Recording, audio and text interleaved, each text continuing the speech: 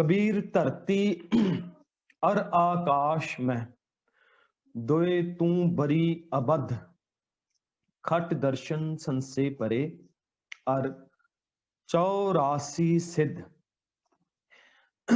ਇਹਦਾ ਟੂਕ ਮਾਤਰ ਅਸੀਂ ਉਚਾਰਨ ਦਾ ਜੇ ਅਸੀਂ ਭੇਦ ਵੀ ਸਮਝ ਲਈਏ ਤੇ ਹੋਰ ਸਾਨੂੰ ਸੌਖਾ ਹੋ ਕੇ ਸਮਝ ਆਵੇਗਾ। ਕਈ ਵਾਰੀ ਅਸੀਂ ਆਕਾਸ਼ ਉਚਾਰਨ ਕਰ ਜਾਂਦੇ ਹਾਂ, ਐੜੇ ਨਾਲ ਇੱਥੇ ਕੰਨਾ ਲੱਗਾ ਹੈ। ਇਹਦਾ ਅਰਥ ਔਰ ਮੀਨਿੰਗ ਤੇ ਸੇਮ ਹੀ ਹੁੰਦਾ, ਪਰ ਕਈ ਵਾਰੀ ਜੋ ਅਸੀਂ ਕੰਨਾ ਲੱਗਾ ਉਹਦਾ ਉਚਾਰਨ ਨਹੀਂ ਕਰਦੇ, ਆਕਾਸ਼ ਬੋਲ ਜਾਂਦੇ ਹਾਂ। ਇੱਥੇ ਆਕਾਸ਼ ਪ੍ਰੋਨਾਉਂਸ ਕਰਨਾ ਹੈ। ਦੋਏ ਤੂੰ ਬਰੀ ਅਬਧ, ਖਟ ਦਰਸ਼ਨ ਸੰਸੇ ਪਰੇ और 84 सिद्ध। ਇਹਦਾ ਜਿਹੜਾ ਪ੍ਰੋਨਾਂਸੀਏਸ਼ਨ ਹੈ, ਜੋ ਕਿ ਵਿਆਕਰਨਿਕ ਨਿਯਮਾਂ ਮੁਤਾਬਕ ਜਿਹੜੇ ਕੁਝ ਸਾਡੇ ਜਾਣੇ ਵਿਦਵਾਨ ਸੱਜਣਾ ਨੇ ਇਸ ਢੰਗ ਦੇ ਨਾਲ ਇਹਦੀ ਜਿਹੜੀ ਹੈ ਉਹ ਪ੍ਰੋਨਾਂਸੀਏਸ਼ਨ ਦੱਸੀ ਹੈ ਜੀ। ਹੁਣ ਇਹਦੇ ਅੱਖਰੀ ਜਿਹੜੇ ਅਰਥ ਨੇ ਉਹ ਇਹ ਨੇ ਕਿ ਕਬੀਰ ਸਾਹਿਬ ਕਹਿੰਦੇ ਨੇ, ਹੇ ਕਬੀਰ, ਆ ਜੋ द्वैत ਹੈ, द्वंद ਹੈ, दुविधा है, इस सारी सृष्टि विच बहुत बली है। यानी कि एक दुविधा नूं ही कहा जा रहा है कि यह दुविधा, यह द्वैत, यह द्वंद, तू बहुत बलवान है, तेनू बड़ी औखियाई नाल मुकाया जा सकता है, बड़ी मुश्किलों के नाल तेनू मुकाया जा सकता है। और तू इन्नी बलवान है कि खट दर्शन संसे परे अर 84 सिद्ध।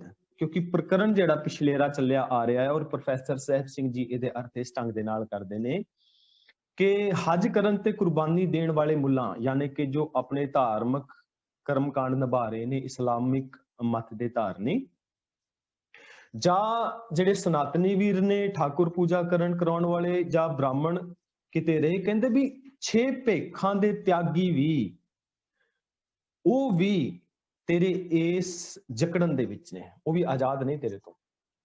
अर 84 सिद्ध ते 84 सिद्ध भी तेरे तो सहमे पे ने।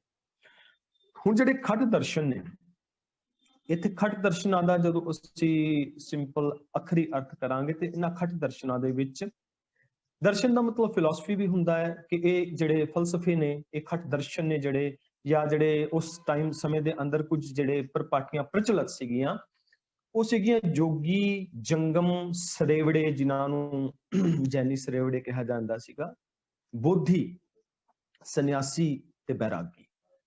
ਇਹ ਖਟ ਦਰਸ਼ਨ, ਖਟ ਦਾ ਮਤਲਬ ਹੁੰਦਾ 6।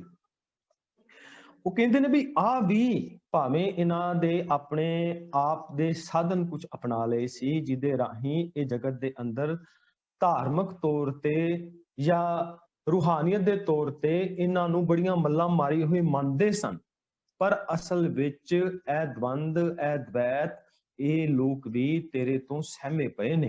इहदा मतलब की है कि धार्मिक कर्मकांड निभाउण दे नाल, धार्मिक रिचुअल निभाउण दे नाल, बाहरी तौर ते धर्म नूं अपनाउण दे नाल, या बाहरी तौर ते जो कुछ सिक्ख्यावां इन्हां ने दसियां उन्हां नूं अपनाउण दे नाल ये द्वैत खत्म नहीं हुंदी, ये द्वंद खत्म नहीं हुंदा। ਹੁਣ ਅਸੀਂ ਇਸ ਨੂੰ ਸਮਝਣਾ ਹੈ ਕਿ ਅਸਲ ਵਿੱਚ ਇਹ द्वैत ਹੈ ਕੀ, ਔਰ ਇਹਦਾ ਨਾਸ਼, ਦੋਏ ਤੂ ਬਰੀ ਅਬਧ, ਅਬਧ ਦਾ ਮਤਲਬ ਹੁੰਦਾ ਜਿਹਦਾ ਕਿ ਨਾਸ਼ ਨਹੀਂ ਕੀਤਾ ਜਾ ਸਕਦਾ, ਅਬਧ। ਹੁਣ ਇਸ ਨੂੰ ਖਤਮ ਕਿਵੇਂ ਕੀਤਾ ਜਾ ਸਕਦਾ ਹੈ? ਪਰ ਉਸ ਤੋਂ ਪਹਿਲਾਂ ਸਾਨੂੰ ਸਮਝਣਾ ਪਵੇਗਾ ਕਿ ਇਹ ਹੈ ਕੀ, द्वैत है की, द्वंद है की, दुविधा है की। ਕੀ ਅਸੀਂ ਇਹਦੇ ਸ਼ਿਕਾਰ ਤੇ ਨਹੀਂ? ਕਿ ਜਗਤ ਦੇ ਅੰਦਰ ਜਿਹੜੇ ਸੋ ਕਾਲਡ ਧਰਮੀ ਲੋਕ ਵਿਚਰਦੇ ਨੇ, ਇੰਟੈਲੈਕਚੁਅਲ ਵਿਚਰਦੇ ਨੇ, ਜਿਹੜੇ ਰੱਬ ਨੂੰ ਨਾ ਮੰਨਣ ਵਾਲੇ ਲੋਕ ਵਿਚਰਦੇ ਨੇ, ਕੀ ਉਹਨਾਂ ਦੇ ਜੀਵਨ ਦੇ ਵਿੱਚ ਇਹ ਦੁਵਿਧਾ ਨਹੀਂ ਹੈ, ਇਹ द्वंद नहीं है, ਇਹ द्वैत नहीं है? ਕਿ ਉਹ ਇਸ द्वैत ਤੋਂ ਆਪਣੇ ਆਪ ਦਾ ਉਹਨਾਂ ਨੇ ਬਚਾਅ ਕਰ ਲਿਆ? ਇਸ ਨੂੰ ਸਮਝਣਾ ਪਵੇਗਾ। ਦੇਖੋ, ਗੁਰਬਾਣੀ ਇੱਕ यूनिवर्सल ट्रुथ है, गुरबाणी सर्व सांझी है। गुरबाणी जिन्नी सिख वास्ते है, उन्नी एक उस मनुख वास्ते भी है जिहड़ा रब तो बिल्कुल मुनकर है, इनकारी है। पर द्वैत जिहड़ी है, द्वैत ते उसनूं भी चिंबड़ी है। इस करके पावन सिद्धांत नूं समझण वास्ते सानू ये समझना पवेगा कि द्वैत किहा किनू जांदा है, द्वंद किहा किनू जांदा है। ਔਰ ਇਸ ਦਵੰਦ ਦਾ ਨਾ ਗੁਰਬਾਣੀ ਦੇ ਵਿੱਚ ਬੇਅੰਤ ਥਾਵਾਂ ਤੇ ਜ਼ਿਕਰ ਤੁਹਾਨੂੰ ਮਿਲੇਗਾ। ਜਿਹੜੇ ਗੁਰਬਾਣੀ ਦੇ ਅਭਿਆਸੀ ਨੇ ਉਹਨਾਂ ਨੇ ਦੁਵਿਧਾ ਸ਼ਬਦ, ਦਵੰਦ ਸ਼ਬਦ, ਦ્વੈਤ ਸ਼ਬਦ ਬਾਣੀ ਦੇ ਅੰਦਰ ਬਹੁਤ ਵਾਰੀ ਸੁਣਿਆ ਹੋਵੇਗਾ, ਪੜਿਆ ਹੋਵੇਗਾ ਔਰ ਸਮਝਿਆ ਵੀ ਹੋਵੇਗਾ। ਪਰ ਜਿੰਨੀ ਕੁ ਤੌਫੀਕ ਸਾਨੂੰ ਗੁਰੂ ਪਾਤਸ਼ਾਹ ਜੀ ਬਖਸ਼ਿਸ਼ ਕਰਦੇ ਨੇ, ਜਿੰਨੂੰ ਕੁ ਖਾਕਸਾਰ ਨੂੰ ਗੁਰੂ ਪਾਤਸ਼ਾਹ ਜੀ ਤੌਫੀਕ ਬਖਸ਼ਿਸ਼ ਕਰਦੇ ਨੇ, ਅਸੀਂ ਉਹਦੇ ਮੁਤਾਬਕ ਵਿਚਾਰ ਕਰਨ ਦਾ ਯਤਨ ਕਰਾਂਗੇ। ਸੋ ਦਵੰਦ ਦੇ ਜਦੋਂ ਅਸੀਂ ਡੈਫੀਨੇਸ਼ਨ ਦੇਖਦੇ ਹਾਂ ਕਿ ਦਵੰਦ ਕਹਿੰਦੇ ਕਿਹਨੂੰ ਹੈ, ਮਾਨਸਿਕ ਸੰਘਰਸ਼, ਉਹ ਮਾਨਸਿਕ ਸੰਘਰਸ਼ ਜਿਹਦੇ ਅੰਦਰ ਫੈਸਲਾ ਨਾ ਕਰਨ ਦੀ ਤਾਕਤ ਹੋਵੇ, ਯਾਨੀ ਕਿ ਕੋਈ ਡਿਸੀਜਨ ਤੇ ਕੋਈ ਨਾ ਪਹੁੰਚ ਸਕੇ। ਸੌਖੇ ਸ਼ਬਦਾਂ ਦੇ ਵਿੱਚ ਇਹਨੂੰ ਸਮਝਣਾ ਹੋਵੇ ਕਿ ਜਦੋਂ ਸਾਡੇ ਮਨ ਦੇ ਅੰਦਰ ਦਵੰਦ ਚੱਲਦਾ ਹੈ, ਜਦੋਂ ਸਾਡੇ ਮਨ ਦੇ ਅੰਦਰ ਦ્વੈਤ ਚੱਲਦਾ ਹੈ, ਜਦੋਂ ਅਸੀਂ ਕੋਈ ਡਿਸੀਜਨ ਲੈਣਾ ਚਾਹੁੰਦੇ ਹਾਂ ਔਰ ਇੱਕ ਤੋਂ ਜਾਂ ਇਸ ਤੋਂ ਜ਼ਿਆਦਾ ਪਰਸਪਰ ਵਿਚਾਰ ਜਿਹੜੇ ਨੇ ਸਾਡੇ ਮਾਈਂਡ ਦੇ ਵਿੱਚ ਆ ਕੇ ਇਕੱਠੇ ਹੋ ਜਾਂਦੇ ਨੇ ਔਰ ਅਸੀਂ ਕੋਈ ਫੈਸਲਾ ਨਹੀਂ ਕਰ ਪਾਉਂਦੇ, ਅਸੀਂ ਕੋਈ ਡਿਸੀਜਨ ਨਹੀਂ ਲੈ ਪਾਉਂਦੇ, ਉਸ ਨੂੰ ਦਵੰਦ ਕਿਹਾ ਜਾਂਦਾ ਹੈ। ਵਿਚਾਰ ਦੇ ਅੰਦਰ ਖਚਤ ਹੋ ਜਾਂਦਾ ਹੈ, ਐਸੇ ਵਿਚਾਰਾਂ ਦੇ ਅੰਦਰ ਆਪਣੇ ਡਿਸੀਜਨ ਲੈ ਨਹੀਂ ਪਾਉਂਦਾ, ਤੇ ਫਿਰ ਜਿਹੜੀ ਹਾਲਤ ਹੁੰਦੀ ਹੈ ਉਹ ਹਾਲਤ ਬਹੁਤ ਜ਼ਿਆਦਾ ਦੁਖਦਾਈ ਹੁੰਦੀ ਹੈ, ਉਹ ਹਾਲਤ ਬੜੀ ਪਰੇਸ਼ਾਨੀ ਭਰੀ ਹੁੰਦੀ ਹੈ, ਉਹ ਹਾਲਤ ਬੜੀ ਦੁੱਖ ਭਰੀ ਹੁੰਦੀ ਹੈ।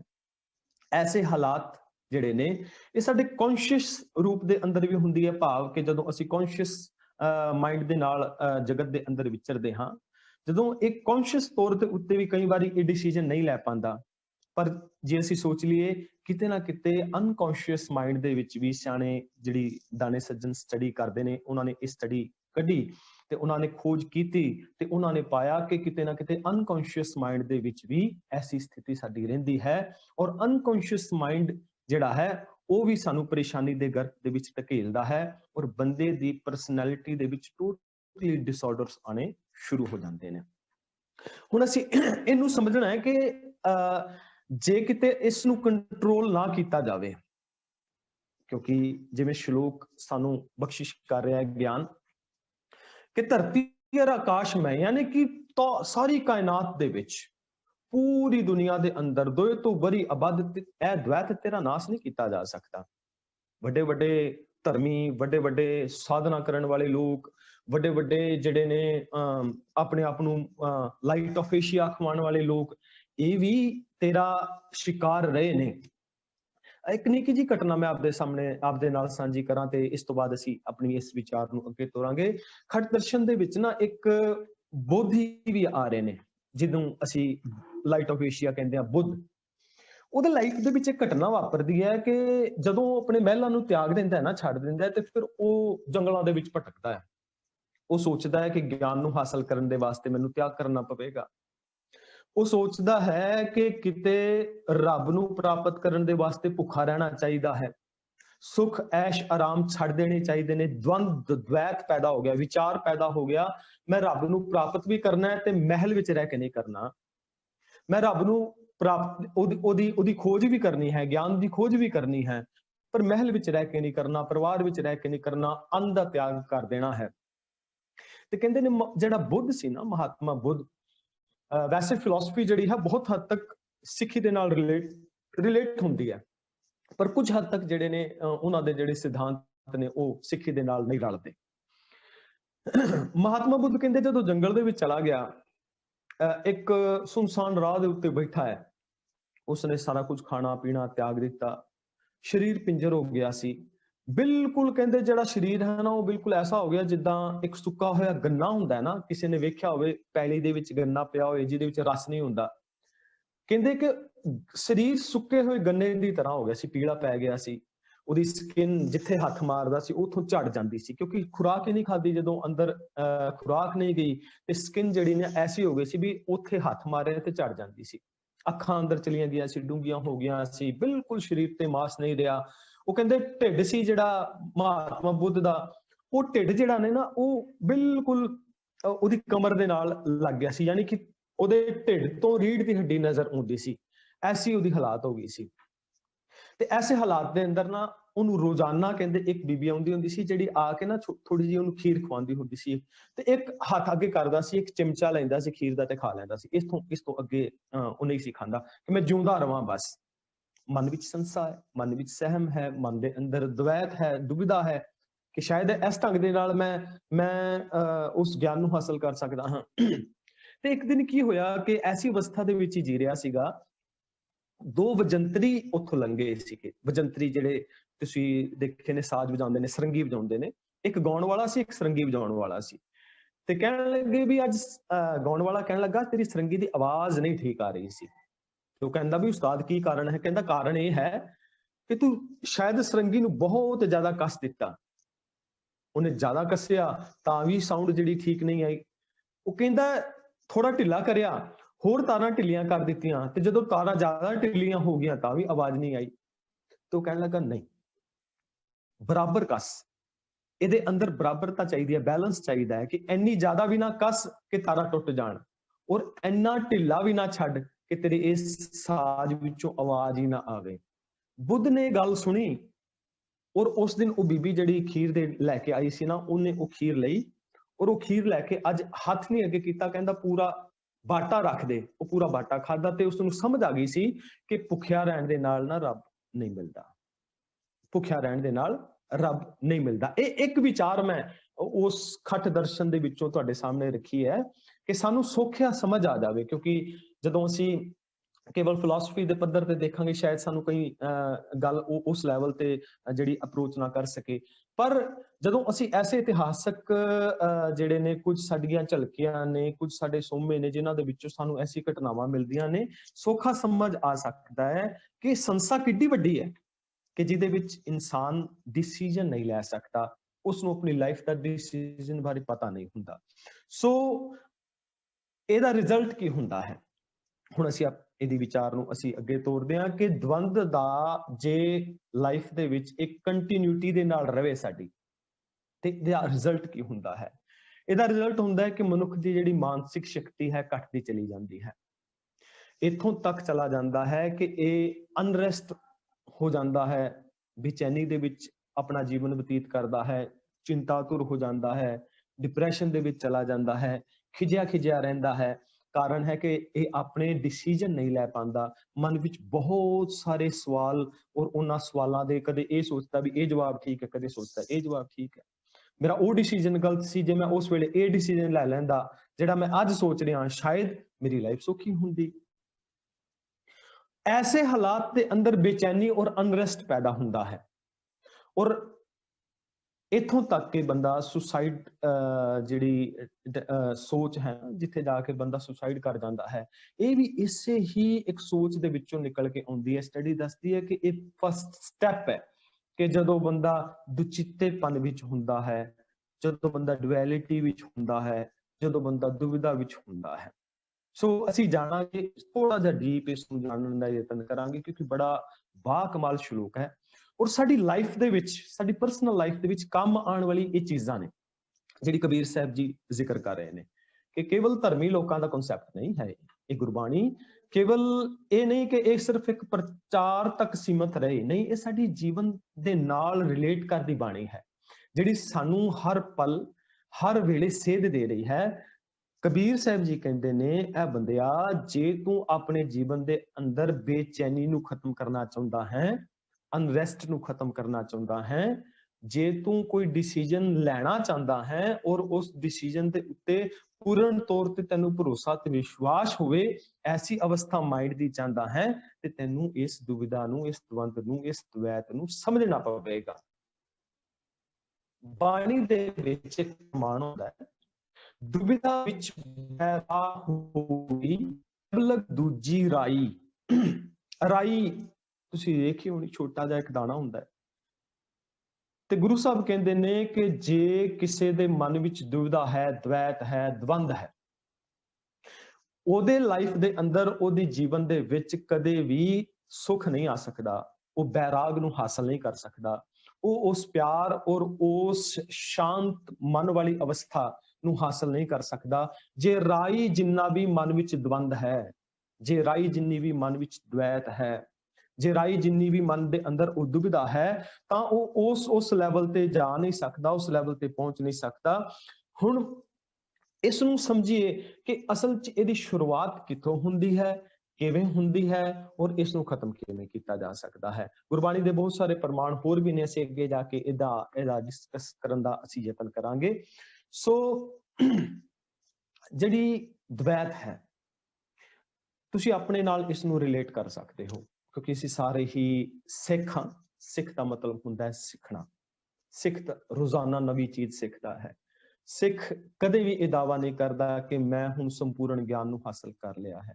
ਸਿੱਖ ਸ਼ਬਦ ਹੀ ਇਸ ਕਰਕੇ ਗੁਰੂ ਸਾਹਿਬ ਨੇ ਦਿੱਤਾ ਸੀ, ਅਸੀਂ ਰੋਜ਼ਾਨਾ ਸਿੱਖਣਾ ਹੈ, ਨਵਾਂ ਸਿੱਖਣਾ ਹੈ। ਔਰ ਗੁਰਬਾਣੀ ਦਾ ਗਿਆਨ ਸਾਨੂੰ ਇਹ ਤਾਕੀਦ ਕਰਦਾ ਹੈ ਕਿ ਅਸੀਂ ਰੋਜ਼ਾਨਾ ਆਪਣੇ ਗਿਆਨ ਦੇ ਅੰਦਰ ਵਾਧਾ ਕਰਨਾ ਹੈ ਔਰ ਸਵੈ ਪੜਚੋਲ ਕਰਨੀ ਹੈ ਕਿ ਮੈਂ ਅੱਜ ਕੀ ਨਵਾਂ ਸਿੱਖਿਆ ਔਰ ਕਿੰਨਾ ਆਪਣੇ ਜੀਵਨ ਦੇ ਉੱਤੇ ਉਸ ਨੂੰ ਇੰਪਲੀਮੈਂਟ ਕੀਤਾ। ਹੁਣ ਜਿਹੜੀ ਦਵੈਤ ਹੈ, ਪਹਿਲਾ ਜਿਹੜਾ ਇਹਦਾ ਪਾਰਟ ਹੁੰਦਾ ਹੈ ਨਾ, ਇਹਦਾ ਪੋਜ਼ਿਟਿਵ ਉਦੇਸ਼ ਵੀ ਹੁੰਦਾ ਹੈ। ਜਿਵੇਂ ਤੁਹਾਡੇ ਕੋਲ ਇੱਕ ਪੋਜ਼ਿਟਿਵ ਉਦੇਸ਼ ਦੇ ਰੂਪ ਦੇ ਵਿੱਚ ਇਹ ਮਨ ਦੇ ਅੰਦਰ ਦਵੈਤ ਆਉਂਦੀ ਹੈ। ਕਿਵੇਂ? ਮੰਨ ਲਓ ਇੱਕ ਬੰਦਾ ਹੈ ਤੇ ਉਹਦੇ ਕੋਲ ਆਪਸ਼ਨ ਆਈ 2 ਨੌਕਰੀਆਂ ਦੀ, ਉਹਦੇ ਕੋਲੋਂ ਜੌਬ ਦੀ 2 ਆਫਰ ਆ ਗਈ। ਹੁਣ ਇਹ ਪੋਜ਼ਿਟਿਵ ਹੈ ਨਾ ਕਿ ਜੌਬ ਦੀ 2 ਆਫਰ ਆਈ ਤੇ ਉਹ ਦੋਨਾਂ ਦੇ ਵਿੱਚ ਡਿਸੀਜਨ ਲੈਣ ਵਾਸਤੇ ਸੋਚਦਾ ਵੀ ਮੈਂ ਆਹ ਵਾਲਾ ਡਿਸੀਜਨ ਲਵਾਂ ਕਿ ਦੂਜਾ ਲਵਾਂ, ਇਹ ਡਿਸੀਜਨ ਜ਼ਿਆਦਾ ਚੰਗਾ ਹੈ ਜਾਂ ਦੂਜਾ ਡਿਸੀਜਨ ਜ਼ਿਆਦਾ ਚੰਗਾ ਹੈ। ਉਹ ਸੋਚੇਗਾ, ਮਨ ਦੇ ਅੰਦਰ ਉਹਦੇ ਆਏਗਾ। ਫਿਰ ਉਹ ਸੋਚਦਾ ਹੈ ਕਿ ਚਲੋ ਦੋਨਾਂ ਵਿੱਚੋਂ ਮੈਂ ਕੋਈ ਵੀ ਲੈ ਲਵਾਂ, ਮੇਰਾ ਤੇ ਫਾਇਦਾ ਹੀ ਹੈ। ਇਹ ਹੈ ਪੋਜ਼ਿਟਿਵ ਉਦੇਸ਼। ਇਹ ਹੈ ਅਸਲ ਦੇ ਵਿੱਚ ਪੋਜ਼ਿਟਿਵਿਟੀ ਵਾਲੀ ਉਹ ਦਵੈਤ, ਕਹਿ ਲਓ ਵੀ ਪਹਿਲਾ ਸਟੈਪ ਇੱਥੋਂ ਹੀ ਸ਼ੁਰੂ ਹੁੰਦਾ ਹੈ। ਹੁਣ ਇਹ ਆਸਾਨ ਹੈ, ਇਹ ਸਟਾਰਟ ਹੈ ਦੋਏ ਦੀ, ਇਹ ਸਟਾਰਟ ਹੈ ਦਵੈਤ ਦਾ। ਇਹ ਆਸਾਨ ਹੈ, ਇਸ ਨੂੰ ਬੰਦਾ ਟੈਕਲ ਕਰ ਜਾਂਦਾ ਹੈ। ਤੇ ਸਪੋਜ਼ ਕਰੋ ਇੱਕ ਨੌਕਰੀ ਉਸਨੇ ਅਪਣਾ ਲਈ ਤੇ ਦੂਜੀ ਵੀ ਉਹਦੇ ਬਰਾਬਰ ਦੀ ਸੀਗੀ ਤੇ ਉਹਨੂੰ ਜ਼ਿਆਦਾ ਪਛਤਾਵਾ ਵੀ ਨਹੀਂ ਹੁੰਦਾ। ਹੁਣ ਇਸ ਤੋਂ ਬਾਅਦ ਦੀ ਜਿਹੜੀ ਅਵਸਥਾ ਹੈ ਦਵੈਤ ਦੀ, ਉਹ ਅਵਸਥਾ ਹੈ ਕਿ ਜਦੋਂ 2 ਅਣਇੱਛੁਕ ਵਿਰੋਧੀ ਚੀਜ਼ਾਂ ਵਿੱਚੋਂ ਇੱਕ ਨੂੰ ਚੁਣਨਾ ਹੋਵੇ, ਭਾਵ ਦੋਨਾਂ ਨੂੰ ਫੇਸ ਨਹੀਂ ਕਰਨਾ ਚਾਹੁੰਦਾ ਪਰ ਇੱਕ ਨੂੰ ਉਸਨੂੰ ਚੁਣਨਾ ਪੈਂਦਾ ਹੈ।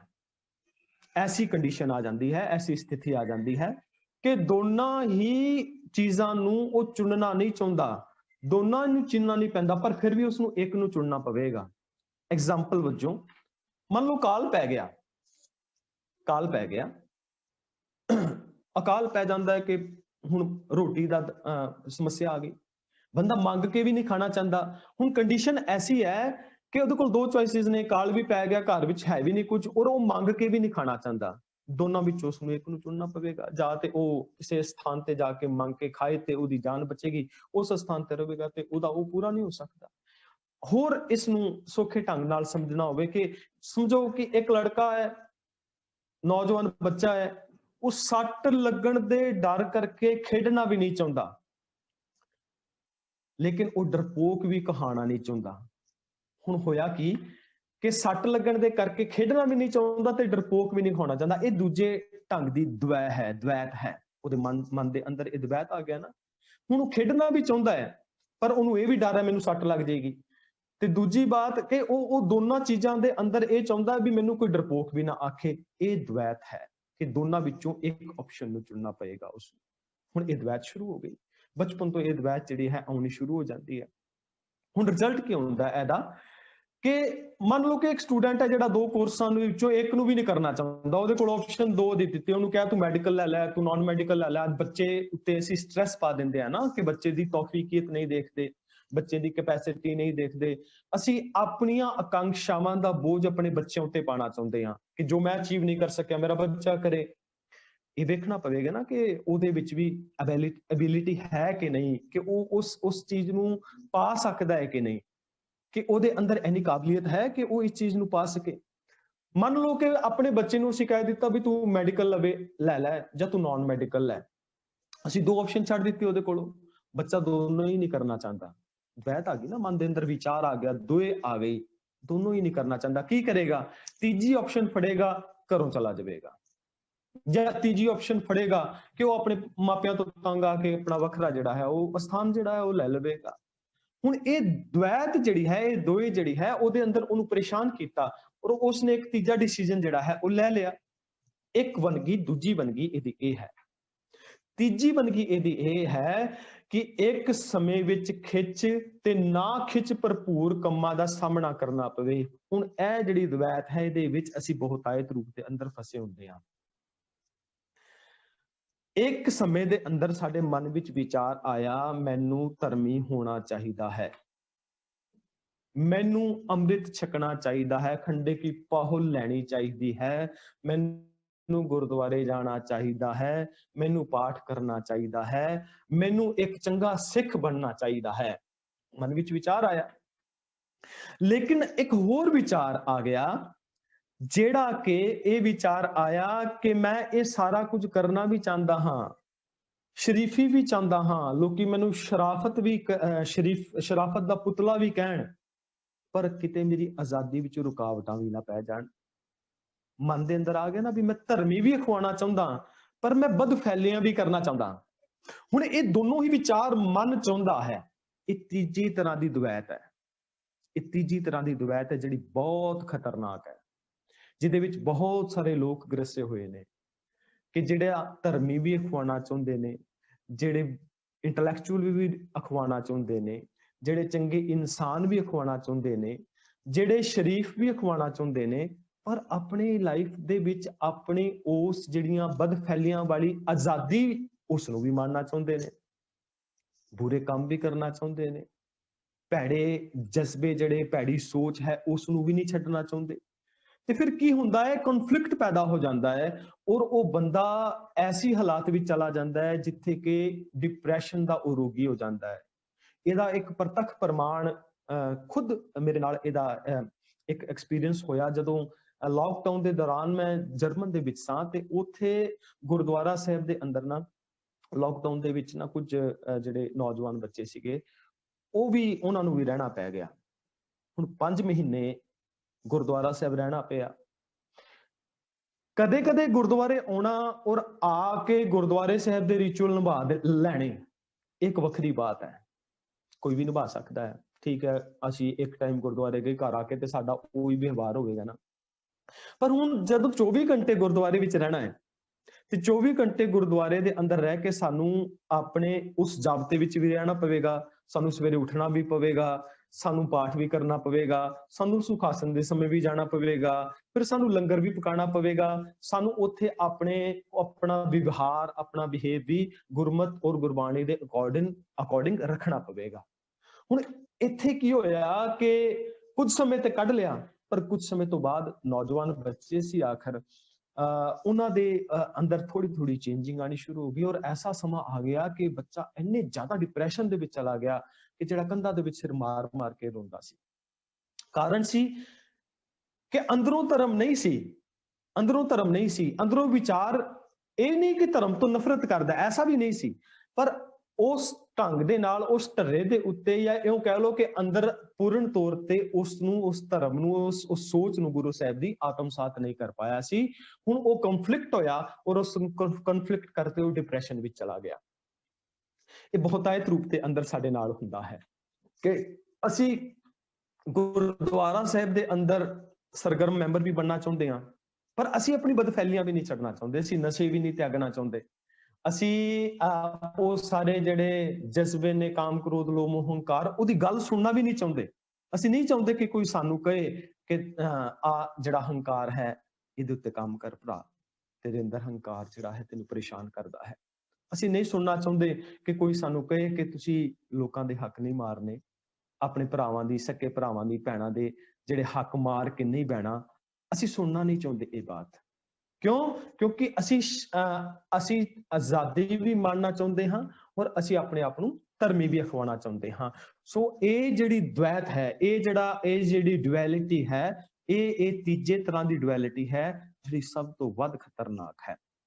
ਹੁਣ ਚੌਥੇ ਢੰਗ ਦੀ ਵੰਨਗੀ ਹੁੰਦੀ ਹੈ ਕਿ ਦੋ ਉਦੇਸ਼ਾਂ ਵਿੱਚੋਂ ਫਸ ਜਾਣਾ। ਜਿਵੇਂ ਸਪੋਜ਼ ਕਰੋ ਕਿ ਦੋ ਉਦੇਸ਼ ਸਾਡੇ ਸਾਹਮਣੇ ਨੇ, ਦੋ ਵਿਚਾਰ ਸਾਡੇ ਸਾਹਮਣੇ ਪੈਦਾ ਹੋਏ ਔਰ ਦੋਨਾਂ ਵਿੱਚ ਅਸੀਂ ਫਸ ਜਾਂਦੇ ਹਾਂ। ਐਗਜ਼ਾਮਪਲ ਵਜੋਂ ਕਿ ਇੱਕ ਬੇਟੀ ਹੈ, ਉਹ ਆਪਣੀ ਮਾਂ ਨੂੰ ਪਿਆਰ ਵੀ ਕਰਦੀ ਹੈ ਔਰ ਉਹ ਇਹ ਵੀ ਸਮਝਦੀ ਹੈ ਕਿ ਨਾਲ ਮਾਂ ਤੋਂ ਨਫ਼ਰਤ ਵੀ ਕਰਦੀ ਹੈ, ਕਿਉਂਕਿ ਉਹ ਸਮਝਦੀ ਹੈ ਵੀ ਮੇਰੇ ਪਿਤਾ ਦੀਆਂ ਚੰਗੀਆਂ ਗੱਲਾਂ ਜਿਹੜੀਆਂ ਨੇ ਮੇਰੀ ਮਾਤਾ ਪਸੰਦ ਨਹੀਂ ਕਰਦੀ। ਹੁਣ ਉਹ ਕੀ ਹੋਇਆ ਕਿ ਉਹ ਦੋ ਵਿਚਾਰਾਂ ਦੇ ਵਿੱਚ ਫਸ ਗਈ। ਮਾਂ ਦੇ ਨਾਲ ਪਿਆਰ ਵੀ ਹੈ ਪਰ ਮਾਂ ਦੇ ਨਾਲ ਇੱਕ ਪਾਸੇ ਨਫ਼ਰਤ ਵੀ ਹੈ। ਇਹ ਹੈ ਦ્વੈਤ ਦੇ ਵਿਚਾਰ, ਜਿਹੜੇ ਮੈਂ ਕੁਝ ਐਗਜ਼ਾਮਪਲ ਆਪਦੇ ਸਾਹਮਣੇ ਰੱਖੇ ਨੇ ਕਿ ਇਹ ਦ્વੈਤ ਦੇ ਵਿਚਾਰਾਂ ਦੇ ਵਿੱਚ ਫਸਿਆ ਹੋਇਆ ਮਨੁੱਖ, ਇਹਦੀ ਹਾਲਾਤ ਇੰਨੀ ਤਰਸਯੋਗ ਹੋ ਜਾਂਦੀ ਹੈ। ਮੈਂ ਕੇਵਲ ਟੁਕ ਮਾਤਰ ਤੁਹਾਡੇ ਸਾਹਮਣੇ ਕੁਝ ਵੰਨਗੀਆਂ ਰੱਖੀਆਂ ਨੇ, ਜਿਹੜੀ ਇਹ ਡੁਐਲਿਟੀ ਦੀ ਜਿਹੜੀ ਕੁਝ ਮਾਨਸਿਕ ਸੰਘਰਸ਼ ਦੀਆਂ ਜਿਹੜੀਆਂ ਵੰਨਗੀਆਂ ਨੇ, ਜਿਹਦੇ ਕਰਕੇ ਇਨਸਾਨ ਪਰੇਸ਼ਾਨ ਹੁੰਦਾ ਹੈ, ਜਿਹਦੇ ਕਰਕੇ ਇਨਸਾਨ ਬੇਚੈਨ ਰਹਿੰਦਾ ਹੈ, ਜਿਹਦੇ ਕਰਕੇ ਇਨਸਾਨ ਦੀ ਲਾਈਫ ਵਿੱਚ ਅਨਰੈਸਟ ਰਹਿੰਦਾ ਹੈ। ਸੋ ਇਹ ਕੁਝ ਵੰਨਗੀਆਂ ਨੇ ਜਿਹੜੀਆਂ ਕੁਝ ਦਾਨੇ ਸੱਜਣਾ ਨੇ ਜਿਹਦੀ ਵਿਚਾਰ ਸਾਂਝੀ ਕੀਤੀ ਹੈ, ਔਰ ਅੱਜ ਤੋਂ 500-600 ਸਾਲ ਪਹਿਲਾਂ ਕਬੀਰ ਸਾਹਿਬ ਜੀ ਇਹ ਗੱਲ ਕਰ ਰਹੇ ਨੇ। ਇਹ ਪਾਵਨ ਬਾਣੀ ਸਾਨੂੰ ਸਮਝਾ ਰਹੀ ਹੈ ਕਿ ਕਬੀਰ, ਧਰਤੀ ਅਰ ਆਕਾਸ਼ ਮੈਂ ਦੋਏ ਤੂੰ ਬਰੀ ਅਬਦ, ਖਟ ਦਰਸ਼ਨ ਸੰਸੇ ਪਰੇ ਅਰ 84 ਸਿੱਧ। ਕਿ ਇਹ ਖਟ ਦਰਸ਼ਨ ਸੰਸੇ ਪਰੇ ਅਰ 84 ਸਿੱਧ, ਜਿਹੜੇ 84 ਸਿੱਧ ਸੀਗੇ ਜਾਂ ਜਿਹੜੇ 6 ਦਰਸ਼ਨ ਦੇ ਮੰਨਣ ਵਾਲੇ ਲੋਕ ਸਨ, ਉਹ ਵੀ ਧਰਮੀ ਅਖਵਾਉਣ ਵਾਲੇ ਲੋਕ ਵੀ ਇਸ ਤੋਂ ਛੁਟਕਾਰਾ ਪ੍ਰਾਪਤ ਨਹੀਂ ਕਰ ਪਾਏ। ਹੁਣ ਮਨੁੱਖ ਦਾ ਜਿਹੜਾ ਥਾਟ ਪ੍ਰੋਸੈਸ ਹੈ, ਇਹ ਅਸਲ ਵਿੱਚ ਇੱਕ ਦਵੰਦਵਾਤ, ਇਹ ਕਹ ਲਓ ਕਿ ਇੱਕ ਦਵੰਦ ਹੀ ਚੱਲਦਾ ਉਹਦੇ ਅੰਦਰ, ਇੱਕ ਜੰਗ ਹੀ ਚੱਲ ਰਿਹਾ ਹੁੰਦਾ ਮਨੁੱਖ ਦੇ ਥਾਟ ਪ੍ਰੋਸੈਸ ਦੇ ਵਿੱਚ, ਵਿਚਾਰਾਂ ਦਾ ਜੰਗ ਚੱਲ ਰਿਹਾ ਹੁੰਦਾ ਹੈ ਕਿ ਜਿਹਦਾ ਸੁੱਖ ਤੇ ਦੁੱਖ ਇਹ ਦਵੰਦ ਨੇ। ਇਹ ਦੋ ਵਿਚਾਰ ਆ ਗਏ ਨਾ, ਲਾਭ ਤੇ ਹਾਨ। ਬੰਦਾ ਸੋਚਦਾ ਮੈਨੂੰ ਇਹਦਾ ਲਾਭ ਹੋਏਗਾ ਜਾਂ ਮੈਨੂੰ ਇਹਦਾ ਹਾਨ ਹੋਏਗਾ। ਬੰਦਾ ਸੋਚਦਾ ਵੀ ਆਹ ਡਿਸੀਜਨ ਲੈਣ ਤੇ ਮੇਰੇ ਜੀਵਨ ਵਿੱਚ ਸੁੱਖ ਆਏਗਾ ਜਾਂ ਮੇਰੇ ਜੀਵਨ ਵਿੱਚ ਦੁੱਖ ਆਏਗਾ। ਬੰਦਾ ਸੋਚਦਾ ਹੈ ਕਿ ਮੈਂ ਕਿਸੇ ਨਾਲ ਪ੍ਰੇਮ ਕਰਾਂ ਜਾਂ ਮੈਂ ਕਿਸੇ ਨਾਲ ਈਰਖਾ ਕਰਾਂ, ਮੈਂ ਕਿਸੇ ਨਾਲ ਘ੍ਰਿਣਾ ਕਰਾਂ। ਦਵੰਦ ਆ ਗਿਆ ਮਨ ਦੇ ਅੰਦਰ। ਫਿਰ ਇਹ ਸੋਚਦਾ ਹੈ ਕਿ ਮੈਂ ਕਿਤੇ ਵਾਇਲੈਂਟ ਹੋ ਜਾਵਾਂ, ਹਿੰਸਾਤਮਕ ਹੋ ਜਾਵਾਂ। ਫਿਰ ਇਹ ਕਦੇ ਕਦੇ ਸੋਚਦਾ ਨਹੀਂ, ਮੈਂ ਅਹਿੰਸਾਤਮਕ ਹੋ ਜਾਵਾਂ, ਵਾਇਲੈਂਸ ਚੰਗੀ ਨਹੀਂ। ਕਦੇ ਮਨ ਦੇ ਵਿੱਚ ਇਹ ਵਿਚਾਰ ਆਇਆ, ਕਦੇ ਮਨ ਵਿੱਚ ਰਾਗ ਆਇਆ, ਕਦੇ ਮਨ ਵਿੱਚ ਵੈਰਾਗ ਆਇਆ, ਕਦੇ ਆਸ਼ਾ ਆਈ ਤੇ ਕਦੇ ਨਿਰਾਸ਼ਾ ਆਈ। ਇਹ ਅਵਸਥਾਵਾਂ ਜਿਹੜੀਆਂ ਨੇ, ਇਹ ਸਾਰੀਆਂ ਦਵੰਦ ਦੇ ਨਾਲ ਰਿਲੇਟ ਕਰਦੀਆਂ ਨੇ, ਇਸ ਦੋਏ ਦੇ ਨਾਲ ਰਿਲੇਟ ਕਰਦੀਆਂ ਨੇ। ਜਿਹੜਾ ਇੱਕ ਦੋ ਲਾਈਨਾਂ ਦੇ ਵਿੱਚ ਇਹ ਸ਼ਲੋਕ, ਜਿਹਦੀ ਬਹੁਤ ਗਹਿਰੇ ਤਲ ਦੇ ਉੱਤੇ ਵਿਚਾਰ ਹੋ ਸਕਦੀ ਹੈ ਔਰ ਅਸੀਂ ਸਾਂਝੀ ਕਰ ਸਕਦੇ ਹਾਂ, ਔਰ ਗਹਿਰੇ ਤਲ ਦੇ ਉੱਤੇ ਜਾ ਕੇ ਅਸੀਂ ਸਮਝ ਸਕਦੇ ਹਾਂ ਕਿ ਕਬੀਰ ਸਾਹਿਬ ਜੀ ਸਾਨੂੰ ਕੀ ਸਮਝਾਉਣਾ ਚਾਹੁੰਦੇ ਨੇ। ਹੁਣ ਇਹਦਾ ਬੇਸ ਕੀ ਹੈ? ਬੁਨਿਆਦੀ ਦ્વੈਤ ਜਿਹੜੀ ਹੈ, ਇਹ ਕਾਰਨ ਕੀ ਹੈ ਇਹਦਾ? ਇਹ ਅਸਲ ਦੇ ਵਿੱਚ ਪਨਪਦੀ ਹੈ ਹਉਮੈ ਦੇ ਕਰਕੇ, ਜਿਹਨੂੰ ਬਾਣੀ ਦੇ ਅੰਦਰ ਸਾਨੂੰ ਸਮਝਾਇਆ ਗਿਆ ਕਿ ਹਉਮੈ ਦੇ ਕਰਕੇ ਇਹ ਜਿਹੜਾ ਦ્વੈਤ ਹੈ, ਇਹ ਜਿਹੜੀ ਦੋਏ ਹੈ, ਇਹ ਪਨਪਦੀ ਹੈ। ਇਹਦਾ ਜਨਮ ਹੁੰਦਾ ਹੈ, ਇਹਦਾ ਵਿਕਾਸ ਹੁੰਦਾ ਹੈ ਕਿ ਜਦੋਂ ਬੰਦਾ ਈਗੋਇਸਟਿਕ ਹੁੰਦਾ ਹੈ, ਹਉਮੈ ਦੇ ਵਿੱਚ ਹੁੰਦਾ ਹੈ।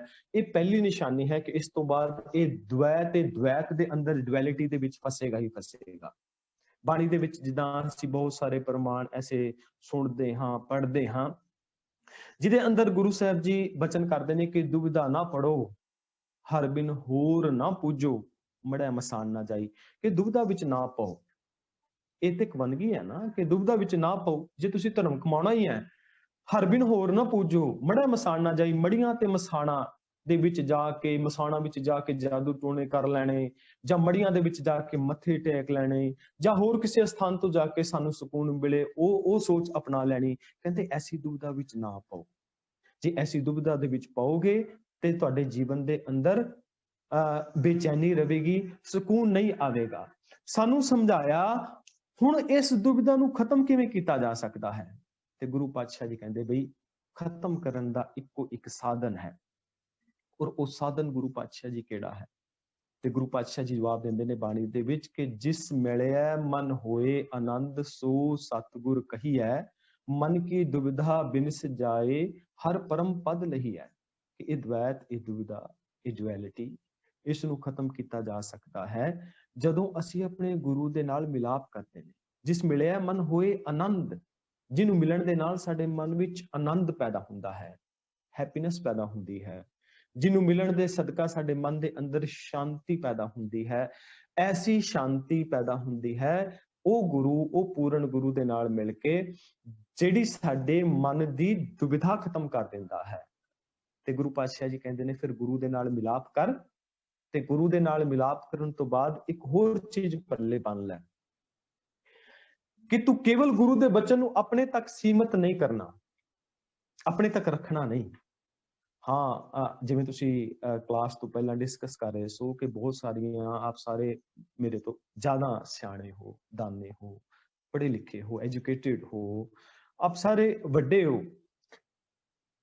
ਮੈਂ ਤਾਂ ਇੱਕ ਅਦਨਾ ਜਿਹਾ ਇੱਕ ਇਉਂ ਕਹਿ ਲਓ ਕਿ ਇੱਕ ਸਿੱਖ ਕੌਮ ਦਾ ਪ੍ਰਚਾਰਕ ਹਾਂ, ਜਿਹੜਾ ਯਤਨ ਕਰਦਾ ਹੈ ਕਿ ਗੁਰੂ ਪਾਤਸ਼ਾਹ ਜੀ ਦਾ ਕੋਈ ਜਿਹੜਾ ਬਚਨ ਹੈ ਆਪ ਦੇ ਸਾਹਮਣੇ ਰੱਖ ਸਕਾਂ। ਤੁਸੀਂ ਬਹੁਤ ਸੋਹਣੇ ਢੰਗ ਦੇ ਨਾਲ ਉਹ ਵਿਚਾਰਾਂ ਸਾਂਝੀਆਂ ਕਰ ਰਹੇ ਸੋ ਤੇ ਮਨ ਵਿੱਚ ਖੁਸ਼ੀ ਵੀ ਹੋ ਰਹੀ ਸੀ ਕਿ ਤੁਸੀਂ ਜਿਸ ਢੰਗ ਦੇ ਨਾਲ ਕਿ ਕਹਿ ਰਹੇ ਸੋ ਕਿ ਕੈਲੰਡਰ ਦਾ ਜਿਹੜਾ ਮੁੱਦਾ ਹੈ ਜਾਂ ਹੋਰ ਜਿਹੜੇ ਸਾਡੇ ਪੰਥਕ ਮਸਲੇ ਨੇ ਇਹ ਹੱਲ ਹੋਣੇ ਚਾਹੀਦੇ ਨੇ, ਤੇ ਕਰੇਗਾ ਕੌਣ? ਸੰਗਤ ਕਰੇਗੀ। ਬੜੀ ਵਧੀਆ ਗੱਲ ਹੈ ਕਿ ਸੰਗਤ ਨੇ ਹੱਲ ਕਰਨੇ ਨੇ। ਇਹ ਦੁਵਿਧਾਵਾਂ ਕਿਵੇਂ ਖਤਮ ਹੋਣਗੀਆਂ, ਇਹ ਦ્વੈਤ ਕਿਵੇਂ ਖਤਮ ਹੋਵੇਗਾ, ਇਹ ਡੁਐਲਿਟੀ ਕਿਵੇਂ ਖਤਮ ਹੋਵੇਗੀ, ਕੌਣ ਕਰੇਗਾ? ਜੇ ਗੁਰਪੁਰਬ ਅੱਜ 2-2 ਦਿਨ ਮਨਾਏ ਜਾ ਰਹੇ ਨੇ, ਇਹਨਾਂ ਨੂੰ ਕੌਣ ਖਤਮ ਕਰੇਗਾ? ਸੰਗਤ ਕਰੇਗੀ। ਔਰ ਇਹ ਵਿਚਾਰ ਕਿਵੇਂ ਖਤਮ ਹੋਏਗੀ? ਤੇ ਸਤਿਗੁਰੂ ਪਾਤਸ਼ਾਹ ਜੀ ਕਹਿੰਦੇ ਨੇ, ਹੋਏ ਇਕੱਤਰ ਮਿਲੋ ਮੇਰੇ ਭਾਈ, ਦੁਬਿਧਾ ਦੂਰ ਕਰੋ ਲਿਵ ਲਾਏ, ਹਰ ਨਾਮੈ ਕੇ ਹੋਵੋ ਜੋੜੀ, ਗੁਰਮੁਖ ਬੈਸੋ ਸਫਾ ਵਿਛਾਏ। ਹੁਣ ਕਹਿੰਦੇ ਨੇ ਵੀ ਹੋਏ ਇਕੱਤਰ ਮਿਲੋ ਮੇਰੇ ਭਾਈ, ਦੁਬਿਧਾ ਦੂਰ ਕਰੋ। ਆਪਣੀ ਦੁਬਿਧਾ ਨੂੰ ਤਾਂ ਹੀ ਦੂਰ ਕੀਤਾ ਜਾ ਸਕਦਾ ਹੈ ਨਾ ਜਦੋਂ ਅਸੀਂ ਇਕੱਠੇ ਹੋ ਕੇ ਬੈਠਾਂਗੇ, ਜਦੋਂ ਅਸੀਂ ਆਪਣੀ ਆਪਣੀ ਈਗੋ ਨੂੰ ਪਾਸੇ ਰੱਖ ਕੇ ਗੁਰੂ ਦੇ ਸ਼ਬਦ ਦੇ ਨਾਲ ਜੁੜ ਕੇ ਅਸੀਂ ਕਹਾਂਗਾ, ਅਸੀਂ ਇਹ ਆਖ ਸਕਾਂਗੇ ਕਿ ਗੁਰੂ ਪਾਤਸ਼ਾਹ ਜੀ, ਅਸੀਂ ਤੁਹਾਡੇ ਕੋਲ ਆਏ ਹਾਂ, ਅਸੀਂ ਤੁਹਾਡੇ ਕੋਲ ਕੁਝ ਸਿੱਖਣ ਵਾਸਤੇ ਆਏ ਹਾਂ। ਗੁਰ ਕੀ ਮੱਤ ਤੂੰ ਲੈ ਇਆਣੇ, ਭਗਤ ਬਿਨਾ ਬਹੁ ਡੂਬੇ ਸਿਆਣੇ। ਹੁਣ ਇੱਥੇ ਇਆਣਾ ਬੱਚੇ ਨੂੰ ਨਹੀਂ ਕਿਹਾ ਗਿਆ, ਇੱਥੇ ਅਸੀਂ ਸਾਰੇ ਇਆਣੇ ਹਾਂ। ਗੁਰੂ ਦੇ ਇਸ ਸ਼ਬਦ ਦੇ ਸਾਹਮਣੇ ਨਾ ਅਸੀਂ ਸਾਰੇ ਹੀ ਇਆਣੇ ਹਾਂ, ਭਾਵੇਂ ਕੋਈ ਕਿਸੇ ਦੀ ਕਿੱਡੀ ਵੱਡੀ ਉਮਰ ਹੋਵੇ, ਕਿਸੇ ਦਾ ਕਿੰਨਾ ਵੱਡਾ ਰੁਤਬਾ ਹੋਵੇ, ਕਿੰਨਾ ਵੱਡਾ ਮਰਤਬਾ ਹੋਵੇ, ਕਿੰਨਾ ਵੱਡਾ ਕੋਈ ਗਿਆਨਵੇਤਾ ਹੋਵੇ, ਕਿੰਨਾ ਵੱਡਾ ਕੋਈ ਜਿਹੜਾ ਹੈ ਇੰਟੈਲੈਕਚੁਅਲ ਹੋਵੇ, ਆਲਮ ਫਾਜ਼ਲ ਹੋਵੇ, ਗੁਰੂ ਦੇ ਸਾਹਮਣੇ ਸਾਰੇ ਹੀ ਇਆਣੇ ਨੇ, ਸਾਰੇ ਬੱਚੇ ਨੇ।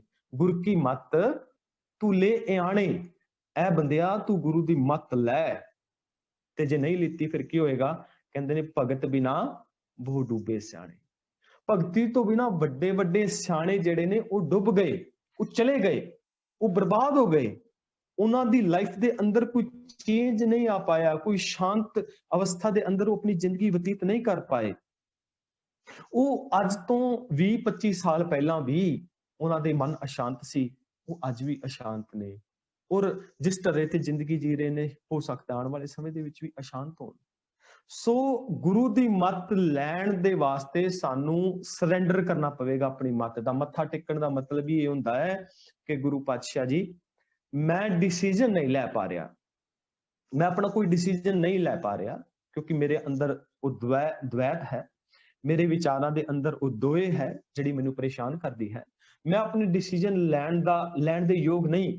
ਤੇ ਮੱਥਾ ਇਸੇ ਕਰਕੇ ਟੇਕਦੇ ਹਾਂ ਕਿ ਪਾਤਸ਼ਾਹ ਜੀ, ਮੈਂ ਆਪਣੀ ਮੱਤ ਨੂੰ ਸਰੈਂਡਰ ਕਰਦਾ ਤੁਹਾਡੇ ਸਾਹਮਣੇ, ਮੈਂ ਡਿਸੀਜਨ ਨਹੀਂ ਲੈ ਪਾ ਰਿਹਾ, ਹਾਂ ਤੁਸੀਂ ਮੈਨੂੰ ਸਹਿਯੋਗ ਕਰੋ, ਮੈਂ ਤੁਹਾਡੀ ਮੱਤ ਦੇ ਮੁਤਾਬਕ ਆਪਣਾ ਡਿਸੀਜਨ ਲੈ ਸਕਾਂ, ਤਾਂ ਕਿ ਮੈਂ ਇਸ ਦ્વੈਤ ਤੋਂ ਮੇਰਾ ਛੁਟਕਾਰਾ ਹੋ ਸਕੇ। ਇੱਕੋ ਇੱਕ ਹੱਲ ਹੈ ਇਹਦਾ, ਹੋਰ ਇਹਦਾ ਕੋਈ ਹੱਲ ਨਹੀਂ। ਅਬ ਹਮ ਚਲੀ ਠਾਕੁਰ ਪਹਿਹਾਰ, ਜਬ ਹਮ ਸ਼ਰਨ ਪ੍ਰਭੂ ਕੀ ਆਈ, ਰਾਖ ਪ੍ਰਭੂ ਭਾਵੇਂ ਮਾਰ।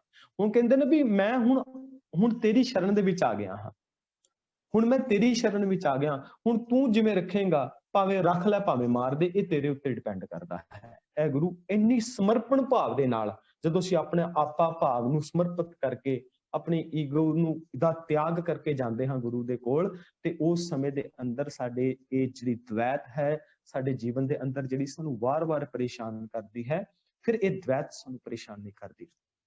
ਉਹ ਦ્વੈਤ ਸਾਡੀ ਮੈਰਿਡ ਲਾਈਫ ਦੇ ਵਿੱਚ ਹੋਏ ਕਿ ਮੈਰਿਡ ਲਾਈਫ ਵਿੱਚ ਅਸੀਂ ਕੋਈ ਡਿਸੀਜਨ ਤੇ ਨਹੀਂ ਪਹੁੰਚ ਪਾਉਂਦੇ, ਕਈ ਵਾਰੀ ਉਹ ਦ્વੈਤ ਕਰਕੇ ਤਾਂ ਉਮਰ ਹੀ ਅਸੀਂ ਆਪਣੇ ਝਗੜਿਆਂ ਦੇ ਵਿੱਚ ਬਤੀਤ ਕਰ ਦਿੰਦੇ ਹਾਂ। ਉਹ ਦ્વੈਤ ਜਿਹੜੀ ਹੈ ਉਹ ਸਾਡੇ ਬੱਚਿਆਂ ਦੇ ਨਾਲ ਹੋਵੇ ਕਿ ਜਦੋਂ ਅਸੀਂ ਆਪਣੇ ਬੱਚਿਆਂ ਦੇ ਨਾਲ ਗੱਲਬਾਤ ਕਰਦੇ ਹਾਂ, ਉਦੋਂ ਸਾਡੇ ਮਾਈਂਡ ਦੇ ਵਿੱਚ ਇਹ ਦ્વੈਤ ਕੰਮ ਕਰਦੀ ਹੈ, ਇਹ ਡੁਐਲਿਟੀ ਕੰਮ ਕਰਦੀ ਹੈ। ਇਹ ਦ્વੈਤ ਜਿਹੜੀ ਹੈ ਸਾਡੇ ਸਮਾਜ ਦੇ ਵਿੱਚ ਵੀ ਸਾਨੂੰ ਪਰੇਸ਼ਾਨ ਕਰਦੀ ਹੈ ਕਿ ਜਿੱਥੇ ਅਸੀਂ ਆਪਣੇ ਰਿਲੇਸ਼ਨਸ਼ਿਪ ਬਿਲਡ ਹੀ ਨਹੀਂ ਕਰ ਪਾਉਂਦੇ ਕਿਸੇ ਦੇ ਨਾਲ, ਨਾ ਆਪਣੇ ਗੁਆਂਢੀਆਂ ਦੇ ਨਾਲ, ਨਾ ਸਮਾਜ ਦੇ ਵਿੱਚ, ਨਾ ਰਿਸ਼ਤੇਦਾਰਾਂ ਦੇ ਵਿੱਚ। ਇਹ ਦ્વੈਤ ਸਾਨੂੰ ਹਮੇਸ਼ਾ ਪਰੇਸ਼ਾਨ ਕਰਦੀ ਹੈ। ਔਰ ਜਦੋਂ ਅਸੀਂ ਗੁਰਦੁਆਰਾ ਸਾਹਿਬ ਜਾਂਦੇ ਹਾਂ ਜਾਂ ਅਸੀਂ ਕੋਈ ਧਾਰਮਿਕ ਕਰਮ ਕਰਦੇ ਹਾਂ, ਇਹ ਦ્વੈਤ ਸਾਨੂੰ ਉੱਥੇ ਵੀ ਪਰੇਸ਼ਾਨ ਕਰਦੀ ਹੈ। ਜਿਹੜੀ ਅਸੀਂ ਚੌਥੀ ਵੰਨਗੀ ਡਿਸਕਸ ਕੀਤੀ ਸੀ ਕਿ ਉਹ ਤੀਜੀ ਵੰਨਗੀ ਕਿ ਜਿਸ ਦ્વੈਤ ਦੇ ਅੰਦਰ ਜਾ ਕੇ ਬੰਦਾ ਆਪਣੇ ਆਪ ਨੂੰ ਧਰਮੀ ਵੀ ਕਹਿਣਾ ਚਾਹੁੰਦਾ ਹੈ, ਔਰ ਬੰਦਾ ਉਹ ਸਾਰੇ ਕੰਮ ਵੀ ਕਰਨਾ ਚਾਹੁੰਦਾ ਹੈ ਜਿਹੜੇ ਨਾ ਕਰਨ ਯੋਗ ਨੇ। ਯਾਨੀ ਕਿ ਇਹ ਦਵੈਤ ਸਾਨੂੰ ਉੱਥੇ ਵੀ ਪਰੇਸ਼ਾਨ ਕਰ ਰਹੀ ਹੈ। ਇਹਦਾ ਮਤਲਬ ਕੀ ਹੈ ਕਿ ਅਸੀਂ ਪੂਰਨ ਤੌਰ ਤੇ ਆਪਣੇ ਆਪ ਨੂੰ ਸਮਰਪਿਤ ਨਹੀਂ ਕੀਤਾ। ਇਸੇ ਕਰਕੇ ਭਗਤ ਕਬੀਰ ਸਾਹਿਬ ਕਹਿ ਰਹੇ ਨੇ ਕਿ ਆ ਜਿਹੜੇ ਜੋਗੀ ਨੇ, ਜੰਗਮ ਨੇ, ਸਰੇਵੜੇ ਨੇ, ਬੋਧੀ ਨੇ, ਸੰਨਿਆਸੀ ਨੇ, ਵੱਡੇ ਵੱਡੇ ਇਹ ਤਪੀਸ਼ਰ ਨੇ, ਇਸਲਾਮ ਮਤ ਦੇ ਧਾਰਨੀ ਨੇ, ਸਨਾਤਨੀ ਜਿਹੜੇ ਵੀਰ ਆਪਣੇ ਉਹ ਸਾਰੇ ਠਾਕੁਰ ਦੁਆਰਿਆਂ ਦੀਆਂ ਪੂਜਾਵਾਂ ਕਰਦੇ ਨੇ, ਉਹ ਸਾਰੇ ਕਰਮ ਕਾਂਡ ਨਿਭਾਉਂਦੇ ਨੇ। ਆ ਦਵੈਤ ਤੇਰੇ ਨਾਲ ਤੇਰੇ ਅਧੀਨ ਹੀ ਨੇ ਸਾਰੇ ਦੇ ਸਾਰੇ, ਔਰ ਤੇਰੇ ਤੋਂ ਡਰੇ ਪਏ ਨੇ, ਸਹਿਮੇ ਪਏ ਨੇ। ਇਸ ਪਾਵਨ ਸ਼ਬਦ ਦੇ ਅੰਦਰ, ਇਸ ਪਾਵਨ ਸ਼ਲੋਕ ਦੇ ਅੰਦਰ ਕਬੀਰ ਸਾਹਿਬ ਸਾਨੂੰ ਇਹ ਸਮਝਾਉਣਾ ਕਰਦੇ ਨੇ। ਔਰ ਇਸ ਤੋਂ ਬਾਅਦ ਦਾ ਜਿਹੜਾ ਸ਼ਲੋਕ ਹੈ ਲੜੀ, ਇਸੇ ਹੀ ਲੜੀ ਦੇ ਅੰਦਰ ਸਾਨੂੰ ਸਮਝਾਉਂਦੇ ਨੇ ਹੁਣ ਇਹਦਾ ਹੱਲ ਕੀ ਹੋਏਗਾ, ਦਵੈਤ ਦਾ ਹੱਲ ਅਸੀਂ ਕਿੱਦਾਂ ਕਰ ਸਕਦੇ ਹਾਂ, ਇਸ ਤੋਂ ਛੁਟਕਾਰਾ ਅਸੀਂ ਕਿਵੇਂ ਪ੍ਰਾਪਤ ਕਰ ਸਕਦੇ ਹਾਂ। ਤੇ ਕਬੀਰ ਸਾਹਿਬ ਕਹਿੰਦੇ ਨੇ, ਕਬੀਰ ਮੇਰਾ ਮੁਝ ਮੈਂ ਕਿਛ ਨਹੀਂ, ਜੋ ਕਿਛ ਹੈ ਸੋ ਤੇਰਾ, तेरा तुझको सौंपते क्या लागै मेरा। ਇਹਦਾ ਮਤਲਬ ਹੈ ਕਿ ਮੇਰਾ ਜਿਹੜਾ ਕੁਝ ਵੀ ਖਤਮ ਨਹੀਂ ਹੁੰਦਾ, ਮੈਂ ਤੇਰੇ ਅੱਗੇ ਕੁਝ ਐਸਾ ਕੁਝ ਅਰਪਣ ਵੀ ਨਹੀਂ ਕਰ ਸਕਦਾ ਕਿਉਂਕਿ ਮੇਰੇ ਪਾਸ ਆਪਣਾ ਤੇ ਕੁਝ ਹੈ ਹੀ ਨਹੀਂ। ਜੇ ਅਖਰੀ ਅਰਥ ਅਸੀਂ ਕਰੀਏ ਕਿ ਮੇਰਾ ਜੋ ਕੁਝ ਮੇਰੇ ਪਾਸ ਹੈ, ਤਨ ਹੈ, ਮਨ ਹੈ, ਧਨ ਹੈ, ਇਸ ਵਿੱਚ ਕੋਈ ਐਸੀ ਚੀਜ਼ ਨਹੀਂ ਜਿਸ ਨੂੰ ਮੈਂ ਆਖ ਸਕਾਂ ਮੇਰੀ ਹੈ ਕਿ ਵਾਹਿਗੁਰੂ ਜੀ ਮੈਂ ਤੇਰੇ ਅੱਗੇ ਧਨ ਭੇਟਾ ਕਰਦਾ ਹਾਂ, ਧਨ ਵੀ ਮੇਰਾ ਨਹੀਂ, ਇਹ ਵੀ ਤੇਰਾ ਦਿੱਤਾ ਹੋਇਆ। ਭਾਵੇਂ ਅਸੀਂ ਅਰਦਾਸਾਂ ਕਰਦੇ ਹਾਂ, ਅਸੀਂ ਪੱਥਰ ਵੀ ਲਵਾ ਲੈਂਦੇ ਹਾਂ, ਅਸੀਂ ਆਪਣੇ ਨਾਮ ਜਿਹੜੇ ਨੇ ਉਹ ਚਾਹੁੰਦੇ ਹਾਂ ਕਿ ਧਰਮੀ ਧਾਰਮਿਕ ਤੌਰ ਦੇ ਉੱਤੇ ਜਿਹੜੇ ਲੋਕ ਨੇ ਉਹ ਸਾਡੀ ਵਾਹਵਾਹੀ ਵੇਖਣ ਕੇ ਧਰਮੀ ਤੌਰ ਤੇ ਉੱਤੇ ਇਹਨੇ ਇੰਨਾ ਵੱਡਾ ਦਾਨ ਦਿੱਤਾ ਹੈ, ਇੰਨਾ ਵੱਡਾ ਇਸਨੇ ਕੰਮ ਕਰਾਇਆ ਹੈ। ਇਹ ਸਾਰੀਆਂ ਚੀਜ਼ਾਂ ਜਿਹੜੀਆਂ ਨੇ ਕਬੀਰ ਸਾਹਿਬ ਕਹਿੰਦੇ ਨੇ ਮੇਰਾ ਕੁਝ ਹੈ ਹੀ ਨਹੀਂ, ਨਾ ਮੇਰਾ ਤਨ, ਨਾ ਮੇਰਾ ਧਨ, ਔਰ ਨਾ ਹੀ ਮੇਰਾ ਮਨ, ਇਹ ਸਾਰਾ ਕੁਝ ਤੇਰਾ ਹੈ। ਤੇਰਾ ਤੁਝਕੋ ਸੌਂਪਤੇ ਕਿਆ ਲੱਗਾ ਮੇਰਾ। ਹੁਣ ਮੈਂ ਆਪਣਾ ਸਾਰਾ ਕੁਝ, ਤਨ ਮਨ ਧਨ, ਮੈਂ ਤੈਨੂੰ ਸੌਂਪ ਰਿਹਾ। ਇੱਥੇ ਕਬੀਰ ਸਾਹਿਬ ਜੀ ਸਾਨੂੰ ਸਮਝਾਉਣਾ ਕਰਦੇ ਨੇ ਕਿ ਇਹ ਬੰਦਿਆ, ਜੇ ਤੂੰ ਆਪਣੇ ਆਪ ਜੀਵਨ ਦੇ ਅੰਦਰ ਭਾਵਾਰਥ ਤੇ ਤੁਸੀਂ ਸਮਝਾਂਗੇ ਕਿ ਜੇ ਤੂੰ ਆਪਣੀ ਹਉਮੈ ਨੂੰ, ਆਪਣੀ ਈਗੋ ਨੂੰ ਉਹਦਾ ਤਿਆਗ ਨਹੀਂ ਕੀਤਾ, ਜੇ ਮੈਂ ਮੇਰੀ ਕਰਦਾ ਰਿਹਾ, ਇਸ ਦਵੈਤ ਨੂੰ ਖਤਮ ਨਹੀਂ ਕਰ ਸਕੇਗਾ। ਉਸ ਗੁਰੂ ਨਾਨਕ ਸਾਹਿਬ ਮਹਾਰਾਜ ਦੇ ਫਲਸਫੇ ਦੇ ਨਾਲ ਜੁੜ ਨਹੀਂ ਪਾਏਗਾ, ਤਪਦਾ ਰਹੇਗਾ, ਸੜਦਾ ਰਹੇਗਾ, ਖੁਦਗਰਜ਼ੀ ਵਾਲਾ ਜੀਵਨ ਬਤੀਤ ਕਰਦਾ ਰਹੇਗਾ। ਜੇ ਐਸੀ ਅਵਸਥਾ ਦਾ ਮਾਲਕ ਰਿਹਾ, ਐਸੇ ਇਨਸਾਨਾਂ ਦੀ ਬਹੁਤ ਤਰਸਯੋਗ ਹਾਲਾਤ ਹੋ ਜਾਂਦੇ ਨੇ। ਇਹਨਾਂ ਜਦੋਂ ਅਸੀਂ ਅਗਲੇਰੇ ਸ਼ਲੋਕਾਂ ਦੀ ਵਿਚਾਰ ਕਰਾਂਗੇ ਨਾ, ਤੇ ਅਗਲੇਰੇ ਸ਼ਲੋਕਾਂ ਦੇ ਅੰਦਰ ਨਾ ਉਹਦੇ ਅੰਦਰ ਕਬੀਰ ਸਾਹਿਬ ਜੀ ਸਮਝਾਉਣਗੇ ਸਾਨੂੰ ਕਿ ਜੇ ਇਸੇ ਹੀ ਢਰੇ ਤੇ ਚੱਲਦਾ ਰਿਹਾ ਨਾ, ਆਪਣੀ ਈਗੋ ਦਾ ਤਿਆਗ ਨਹੀਂ ਕੀਤਾ, ਲਾਈਫ ਦੇ ਵਿੱਚ ਨਾ ਜੋ ਅੱਜ ਤੱਕ ਪਰੇਸ਼ਾਨ ਹੁੰਦਾ ਆਇਆ ਹੈ, ਕਿਸ ਢੰਗ ਦੇ ਨਾਲ ਪਿਸਦਾ ਰਿਹਾ ਹਮੇਸ਼ਾ, ਕਿਤੇ ਰਿਲੇਸ਼ਨਸ਼ਿਪ ਦੇ ਅੰਦਰ ਰੋਜ਼ਾਨਾ ਮਰਦਾ ਨਾ ਬੰਦਾ, ਕਿਤੇ ਆਪਣੇ ਪਾਰਟਨਰ ਦੇ ਨਾਲ ਈਗੋ ਦੀ ਪ੍ਰੋਬਲਮ ਆ ਗਈ, ਮਰ ਗਿਆ, ਕਿਤੇ ਬੱਚਿਆਂ ਦੇ ਨਾਲ ਆ ਗਈ, ਖਤਮ ਹੋ ਗਿਆ, ਕਿਤੇ ਕਿਸੇ ਵਿਆਹ ਢੰਗ ਦੇ ਵਿੱਚ ਜਾਂਦਾ ਹੈ, ਉੱਥੇ ਜਾ ਕੇ ਝਗੜਾ ਕਰਕੇ ਆ ਜਾਂਦਾ ਹੈ, ਕਿਤੇ ਉੱਥੇ ਜਾ ਕੇ ਇਹੀ ਈਗੋ ਹੈ ਕਿ ਮੈਨੂੰ ਕਿਸੇ ਨੇ ਪੁੱਛਿਆ ਨਹੀਂ, ਮੈਨੂੰ ਫਰੰਟ ਸੀਟ ਤੇ ਨਹੀਂ ਕਿਸੇ ਨੇ ਬਿਠਾਇਆ, ਕਿ ਇੰਨਾ ਹੀ ਝਗੜਾ ਜਿਹੜਾ ਹੈ ਇਹ ਬੰਦੇ ਨੂੰ ਪਰੇਸ਼ਾਨ ਕਰਦਾ ਰਹਿੰਦਾ ਹੈ। ਸਾਡੇ ਪਿੰਡ ਦੇ ਵਿੱਚ ਨਾ ਇੱਕ ਘਟਨਾ ਵਾਪਰੀ, ਉਹ ਅਕਸਰ ਪਿੰਡ ਦੇ ਵਿੱਚ ਹੁੰਦਾ ਕੀ ਸੀ ਕਿ ਜਦੋਂ ਵਿਆਹ ਵਾਲੀ ਜਿਹੜੀ ਬਰਾਤ ਜਾਂਦੀ ਸੀ ਤੇ ਮੱਥਾ ਟੇਕਣ ਵਾਸਤੇ ਗੁਰਦੁਆਰਾ ਸਾਹਿਬ ਜਾਂਦੇ ਸੀ, ਤੇ ਸਾਡੇ ਘਰ ਦੇ ਬਿਲਕੁਲ ਸਾਹਮਣੇ ਗੁਰਦੁਆਰਾ ਸਾਹਿਬ ਸੀਗਾ। ਤੇ ਅਸੀਂ ਬਾਹਰ ਆਏ ਤੇ ਵੇਖਿਆ ਕਿ ਵੀ ਬਰਾਤ ਤਿਆਰ ਹੈ ਤੇ ਮੱਥਾ ਟੇਕਣ ਵਾਸਤੇ ਜਿਹੜੇ ਨੇ ਉਹ ਖੜੇ ਨੇ, ਮੱਥਾ ਟੇਕ ਲਿਆ ਦੁੱਲੇ ਨੇ, ਸਾਰੀ ਬਰਾਤ ਤਿਆਰ ਹੈ, ਇੰਤਜ਼ਾਰ ਹੋ ਰਿਹਾ ਸੀ ਫੁੱਫੜ ਦਾ ਇੰਤਜ਼ਾਰ ਹੋ ਰਿਹਾ ਸੀ। ਉਹ ਕਹਿੰਦੇ ਜੀ ਫੁੱਫੜ ਆਇਆ ਨਹੀਂ, ਫੁੱਫੜ ਆਪਣੇ ਟਾਈਮ ਨਾਲ ਬੜੇ ਪਿਆਰ ਨਾਲ ਮੜਕ ਦੇ ਨਾਲ ਤੁਰ ਕੇ ਆ ਰਿਹਾ, ਪਹਿਲਾਂ ਹੀ ਲੇਟ ਸੀ। ਹੁਣ ਪਿੰਡਾਂ ਥਾਵਾਂ ਦੇ ਵਿੱਚ ਪਹਿਲਾਂ ਹੀ ਲੇਟ ਸੀ ਬਰਾਤ, ਜਾਣਾ ਵੀ ਦੂਰ ਸੀ, ਸਾਰੇ ਪਰੇਸ਼ਾਨ ਨੇ, ਪਰ ਆਖੇ ਤੇ ਕੌਣ ਆਖੇ ਹੁਣ। ਤੇ ਆਪਣੀ ਚਾਲ ਦੇ ਵਿੱਚ ਆਇਆ ਤੇ ਆ ਕੇ ਜਦੋਂ ਖੜਾ ਹੋ ਗਿਆ ਉੱਥੇ ਆ ਕੇ, ਤੇ ਉਸਨੇ ਵੇਖਿਆ ਵੀ, ਉਹਨੂੰ ਕਿਹਾ ਵੀ ਸਾਰੇ ਸੱਜਣਾ ਨੇ ਜਿਹੜੇ ਰਿਸ਼ਤੇਦਾਰ ਸਨ ਵੀ ਤੂੰ ਬਹਿ ਜਾ ਪਿੱਛੇ ਸੀਟ ਦੇ ਵਿੱਚ, ਤੇਰੇ ਵਾਸਤੇ ਅਸੀਂ ਗੱਡੀ ਦੇ ਅੰਦਰ ਸੀਟ ਰੱਖੀ ਹੈ, ਆਪਾਂ ਲੇਟ ਹੋ ਰਹੇ ਹਾਂ, ਚਲੋ ਚੱਲਦੇ ਹਾਂ, ਤੁਹਾਡੀ ਹੀ ਇੰਤਜ਼ਾਰ ਕਰ ਰਹੇ ਸੀ। ਉਹ ਕਹਿੰਦਾ ਵੀ ਮੇਰੀ ਸੀਟ ਤੇ ਦੁੱਲੇ ਦੇ ਨਾਲ ਸੀਗੀ, ਮੈਂ ਤੇ ਦੁੱਲੇ ਵਾਲੀ ਗੱਡੀ ਦੇ ਵਿੱਚ ਬਹਿਣਾ ਸੀ। तो कहण लगे भी उत्थे बीबी बह गई है, कोई गल नहीं, भी उहदी भैण बह गई है ते तुसीं पिछे बह जाओ। ਉਹ ਫੁੱਫੜ ਨੇ ਨਾ ਪੱਗ ਪਿੱਛੋਂ ਫੜ ਕੇ ਨਾ ਵਗਾ ਕੇ ਮਾਰੀ ਅੱਗੇ, ਤੇ ਵਗਾ ਕੇ ਮਾਰੀ ਪੱਗ, ਘੁੰਮ ਕੇ ਨਾ ਉਹ ਦੁੱਲੇ ਦੀ ਗੱਡੀ ਦੇ ਅੱਗੇ ਡਿੱਗੀ ਬੋਨਟ ਤੇ। ਕਹਿੰਦਾ ਵੀ ਮੈਂ ਨਹੀਂ ਜਾਂਦਾ ਐਸੇ ਬਰਾਤ ਦੇ ਵਿੱਚ, ਐਸੇ ਵਿਆਹ ਦੇ ਅੰਦਰ ਜਿੱਥੇ ਕਿ ਮੇਰੇ ਨਾਲ ਐਸਾ ਵਿਵਹਾਰ ਹੋ ਰਿਹਾ ਹੈ ਕਿ ਮੈਨੂੰ ਅਗਲੀ ਸੀਟ ਤੇ ਨਹੀਂ ਬਿਠਾਇਆ ਜਾ ਰਿਹਾ। ਐਸੇ ਝਗੜੇ, ਐਸੇ ਈਗੋ ਦੇ ਝਗੜੇ, ਔਰ ਇਹ ਆਮ ਝਗੜੇ ਨੇ ਕਿ ਮੈਨੂੰ ਪੁੱਛਿਆ ਨਹੀਂ ਜਾ ਰਿਹਾ, ਮੈਨੂੰ ਪਹਿਲ ਨਹੀਂ ਦਿੱਤੀ ਜਾ ਰਹੀ, ਮੇਰੀ ਗੱਲ ਨਹੀਂ ਕੋਈ ਸੁਣਦਾ। ਰਿਸ਼ਤੇਦਾਰੀਆਂ ਦੇ ਵਿੱਚ ਬੰਦਾ ਮਰਦਾ ਹੈ, ਝਗੜਦਾ ਹੈ। ਫਿਰ ਜਦੋਂ ਦੋਸਤੀਆਂ ਦੇ ਵਿੱਚ ਜਾਂਦਾ ਹੈ, ਜਦੋਂ ਸਮਾਜ ਦੇ ਅੰਦਰ ਵਿਚਰਦਾ ਹੈ, ਹਰ ਪਲ ਮਰਦਾ ਹੈ, ਹਰ ਪਲ ਝਗੜਦਾ ਹੈ। ਆਖਰ ਨੂੰ ਕੀ ਹੁੰਦਾ ਹੈ ਕਿ ਬੰਦੇ ਨੂੰ ਕਹਿੰਦੇ ਨੇ ਵੀ ਇਸ ਨੂੰ ਲੰਬੇ ਰੱਖੋ, ਇਹ ਕਿਤੇ ਵੀ ਜਾਏਗਾ ਤੇ ਕਲੇਸ਼ ਪਾਏਗਾ, ਕਿਉਂਕਿ ਇਹ ਇਗੋਇਸਟਿਕ ਹੈ, ਇਹਦੀ ਨੇਚਰ ਦੇ ਅੰਦਰ ਹੰਕਾਰ ਹੈ, ਇਹਦੀ ਨੇਚਰ ਦੇ ਵਿੱਚ ਸਮੱਸਿਆ ਹੈ। ਸੋ ਕਬੀਰ ਸਾਹਿਬ ਜੀ ਕਹਿੰਦੇ ਨੇ, ਇਹਨਾਂ ਦੋ ਸ਼ਲੋਕਾਂ ਦੇ ਵਿੱਚ ਸਾਨੂੰ ਸਮਝਾਉਂਦੇ ਨੇ, ਕਹਿੰਦੇ ਨੇ ਕਿ ਕਬੀਰ ਮੇਰਾ ਮੁਝ ਮੈਂ ਕਿਛ ਨਹੀਂ, ਜੋ ਕਿਛ ਹੈ ਸੋ ਤੇਰਾ, ਤੇਰਾ ਤੁਝ ਕੋ ਸੌਂਪ ਦੇ ਕਿਆ ਲੱਗੈ ਮੇਰਾ। ਹੁਣ ਕਹਿੰਦੇ ਕਿ ਆਪਣੀ ਈਗੋ ਨੂੰ ਖਤਮ ਕਰਨ ਦੇ ਵਾਸਤੇ ਤੈਨੂੰ ਯਤਨ ਕਰਨਾ ਪਵੇਗਾ। ਅਗਲੇਰੇ ਸ਼ਲੋਕ ਦੇ ਅੰਦਰ ਸਮਝਾਉਂਦੇ ਨੇ, ਕਬੀਰ ਤੂੰ ਕਰਤਾ ਤੂੰ ਹੁਆ, ਮੁਝ ਮੈਂ ਰਹਾ ਨਾ ਹੂੰ, ਜਬ ਆਪਾ ਪਰ ਕਾ ਮਿਟ ਗਿਆ, ਜਤ ਦੇਖੋ ਤਤ ਤੂੰ। ਕਬੀਰ ਸਾਹਿਬ ਕਹਿੰਦੇ ਨੇ ਕਿ ਪ੍ਰਭੂ ਦੇ ਦਰ ਤੇ ਇਹ ਆਖੇ, ਪ੍ਰਭੂ ਤੇਰੀ ਮਿਹਰ ਨਾਲ ਹਰ ਵੇਲੇ ਤੇਰਾ ਸਿਮਰਨ ਕਰਦੇ ਆ, ਯਾਨੀ ਕਿ ਤੈਨੂੰ ਚੇਤਾ ਰੱਖਦੇ ਆ, ਤੈਨੂੰ ਯਾਦ ਰੱਖਦੇ ਆ, ਮੈਂ ਤੇਰੇ ਵਿੱਚ ਲੀਨ ਹੋ ਗਿਆ ਹਾਂ। ਹੁਣ ਮੇਰੇ ਅੰਦਰ ਨਾ ਮੈਂ ਵਾਲਾ ਖਿਆਲ ਨਹੀਂ ਹੁੰਦਾ, ਮੈਂ ਪਹਿਲ ਆਪਣੇ ਆਪ ਨੂੰ ਨਹੀਂ ਦਿੰਦਾ, ਮੇਰੇ ਅੰਦਰ ਮੈਂ ਵਾਲਾ ਖਿਆਲ ਨਹੀਂ ਆਂਦਾ। ਹੁਣ ਮੇਰੇ ਅੰਦਰ ਉਹ ਵਿਤਕਰਾ ਆਪਣੇ ਔਰ ਪਰਾਏ ਦਾ ਮਿਟ ਗਿਆ ਹੈ, ਉਹ ਦ્વੈਤ ਭਾਵਨਾ, ਉਹ ਦੋਏ ਜਿਹੜੀ ਹੈ ਉਹ ਖਤਮ ਹੋ ਗਈ ਹੈ। ਹੁਣ ਮੇਰੇ ਅੰਦਰ ਮੈਂ ਜਿੱਥੇ ਵੀ ਦੇਖਦਾ ਮੈਨੂੰ ਤੂੰ ਹੀ ਤੂੰ ਨਜ਼ਰ ਆਉਂਦਾ ਹੈ, ਮੈਨੂੰ ਸਾਰੇ ਜੀਆਂ ਦੇ ਵਿੱਚ ਤੂੰ ਨਜ਼ਰ ਆਉਂਦਾ ਹੈ, ਮੈਨੂੰ ਰੱਬ ਨਜ਼ਰ ਆਉਂਦਾ ਹੈ। ਤੇ ਜਦੋਂ ਐਸੀ ਅਵਸਥਾ ਆ ਜਾਂਦੀ ਹੈ ਨਾ, ਤੇ ਇਹ ਅਵਸਥਾ ਅਸੀਂ ਕਹਿ ਸਕਦੇ ਹਾਂ ਕਿ ਇਹ ਐਸੀ ਅਵਸਥਾ ਹੈ ਜਿਸ ਅਵਸਥਾ ਦੇ ਅੰਦਰ ਹਰ ਇੱਕ ਜੀਅ ਦੇ ਵਿੱਚ ਸਾਨੂੰ ਰੱਬ ਦਿਸਦਾ ਹੈ, ਕੋਈ ਬੇਗਾਨਾ ਨਹੀਂ ਦਿਸੇਗਾ। ਫਿਰ ਕੋਈ ਵੀ ਬੇਗਾਨਾ, ਆਪਣੀਆਂ ਸੰਪਰਦਾਵਾਂ ਵੀ ਬੇਗਾਨੀਆਂ ਨਹੀਂ ਦਿਸਣਗੀਆਂ। ਅਸੀਂ ਕਿਸੇ ਬੰਦੇ ਤੋਂ ਨਫ਼ਰਤ ਨਹੀਂ ਕਰਨੀ, ਅਸੀਂ ਕਿਸੇ ਬੰਦੇ ਤੋਂ ਨਫ਼ਰਤ ਨਹੀਂ ਕਰਨੀ। ਕਈ ਵਾਰੀ ਹੋ ਜਾਂਦਾ ਹੈ ਕਿ ਕਈ ਖਾਸ ਜਿਹੜੇ ਪਹਿਰਾਵੇ ਹੁੰਦੇ ਨੇ, ਸਾਡੇ ਵਿਚਾਰ ਨਹੀਂ ਰਲਦੇ, ਕੋਈ ਗੱਲ ਨਹੀਂ, ਹੈ ਤੇ ਇਨਸਾਨ ਨਾ, ਹੈ ਤੇ ਉਹ ਉਸ ਅਕਾਲ ਪੁਰਖ ਵਾਹਿਗੁਰੂ ਦੀ ਅੰਸ਼।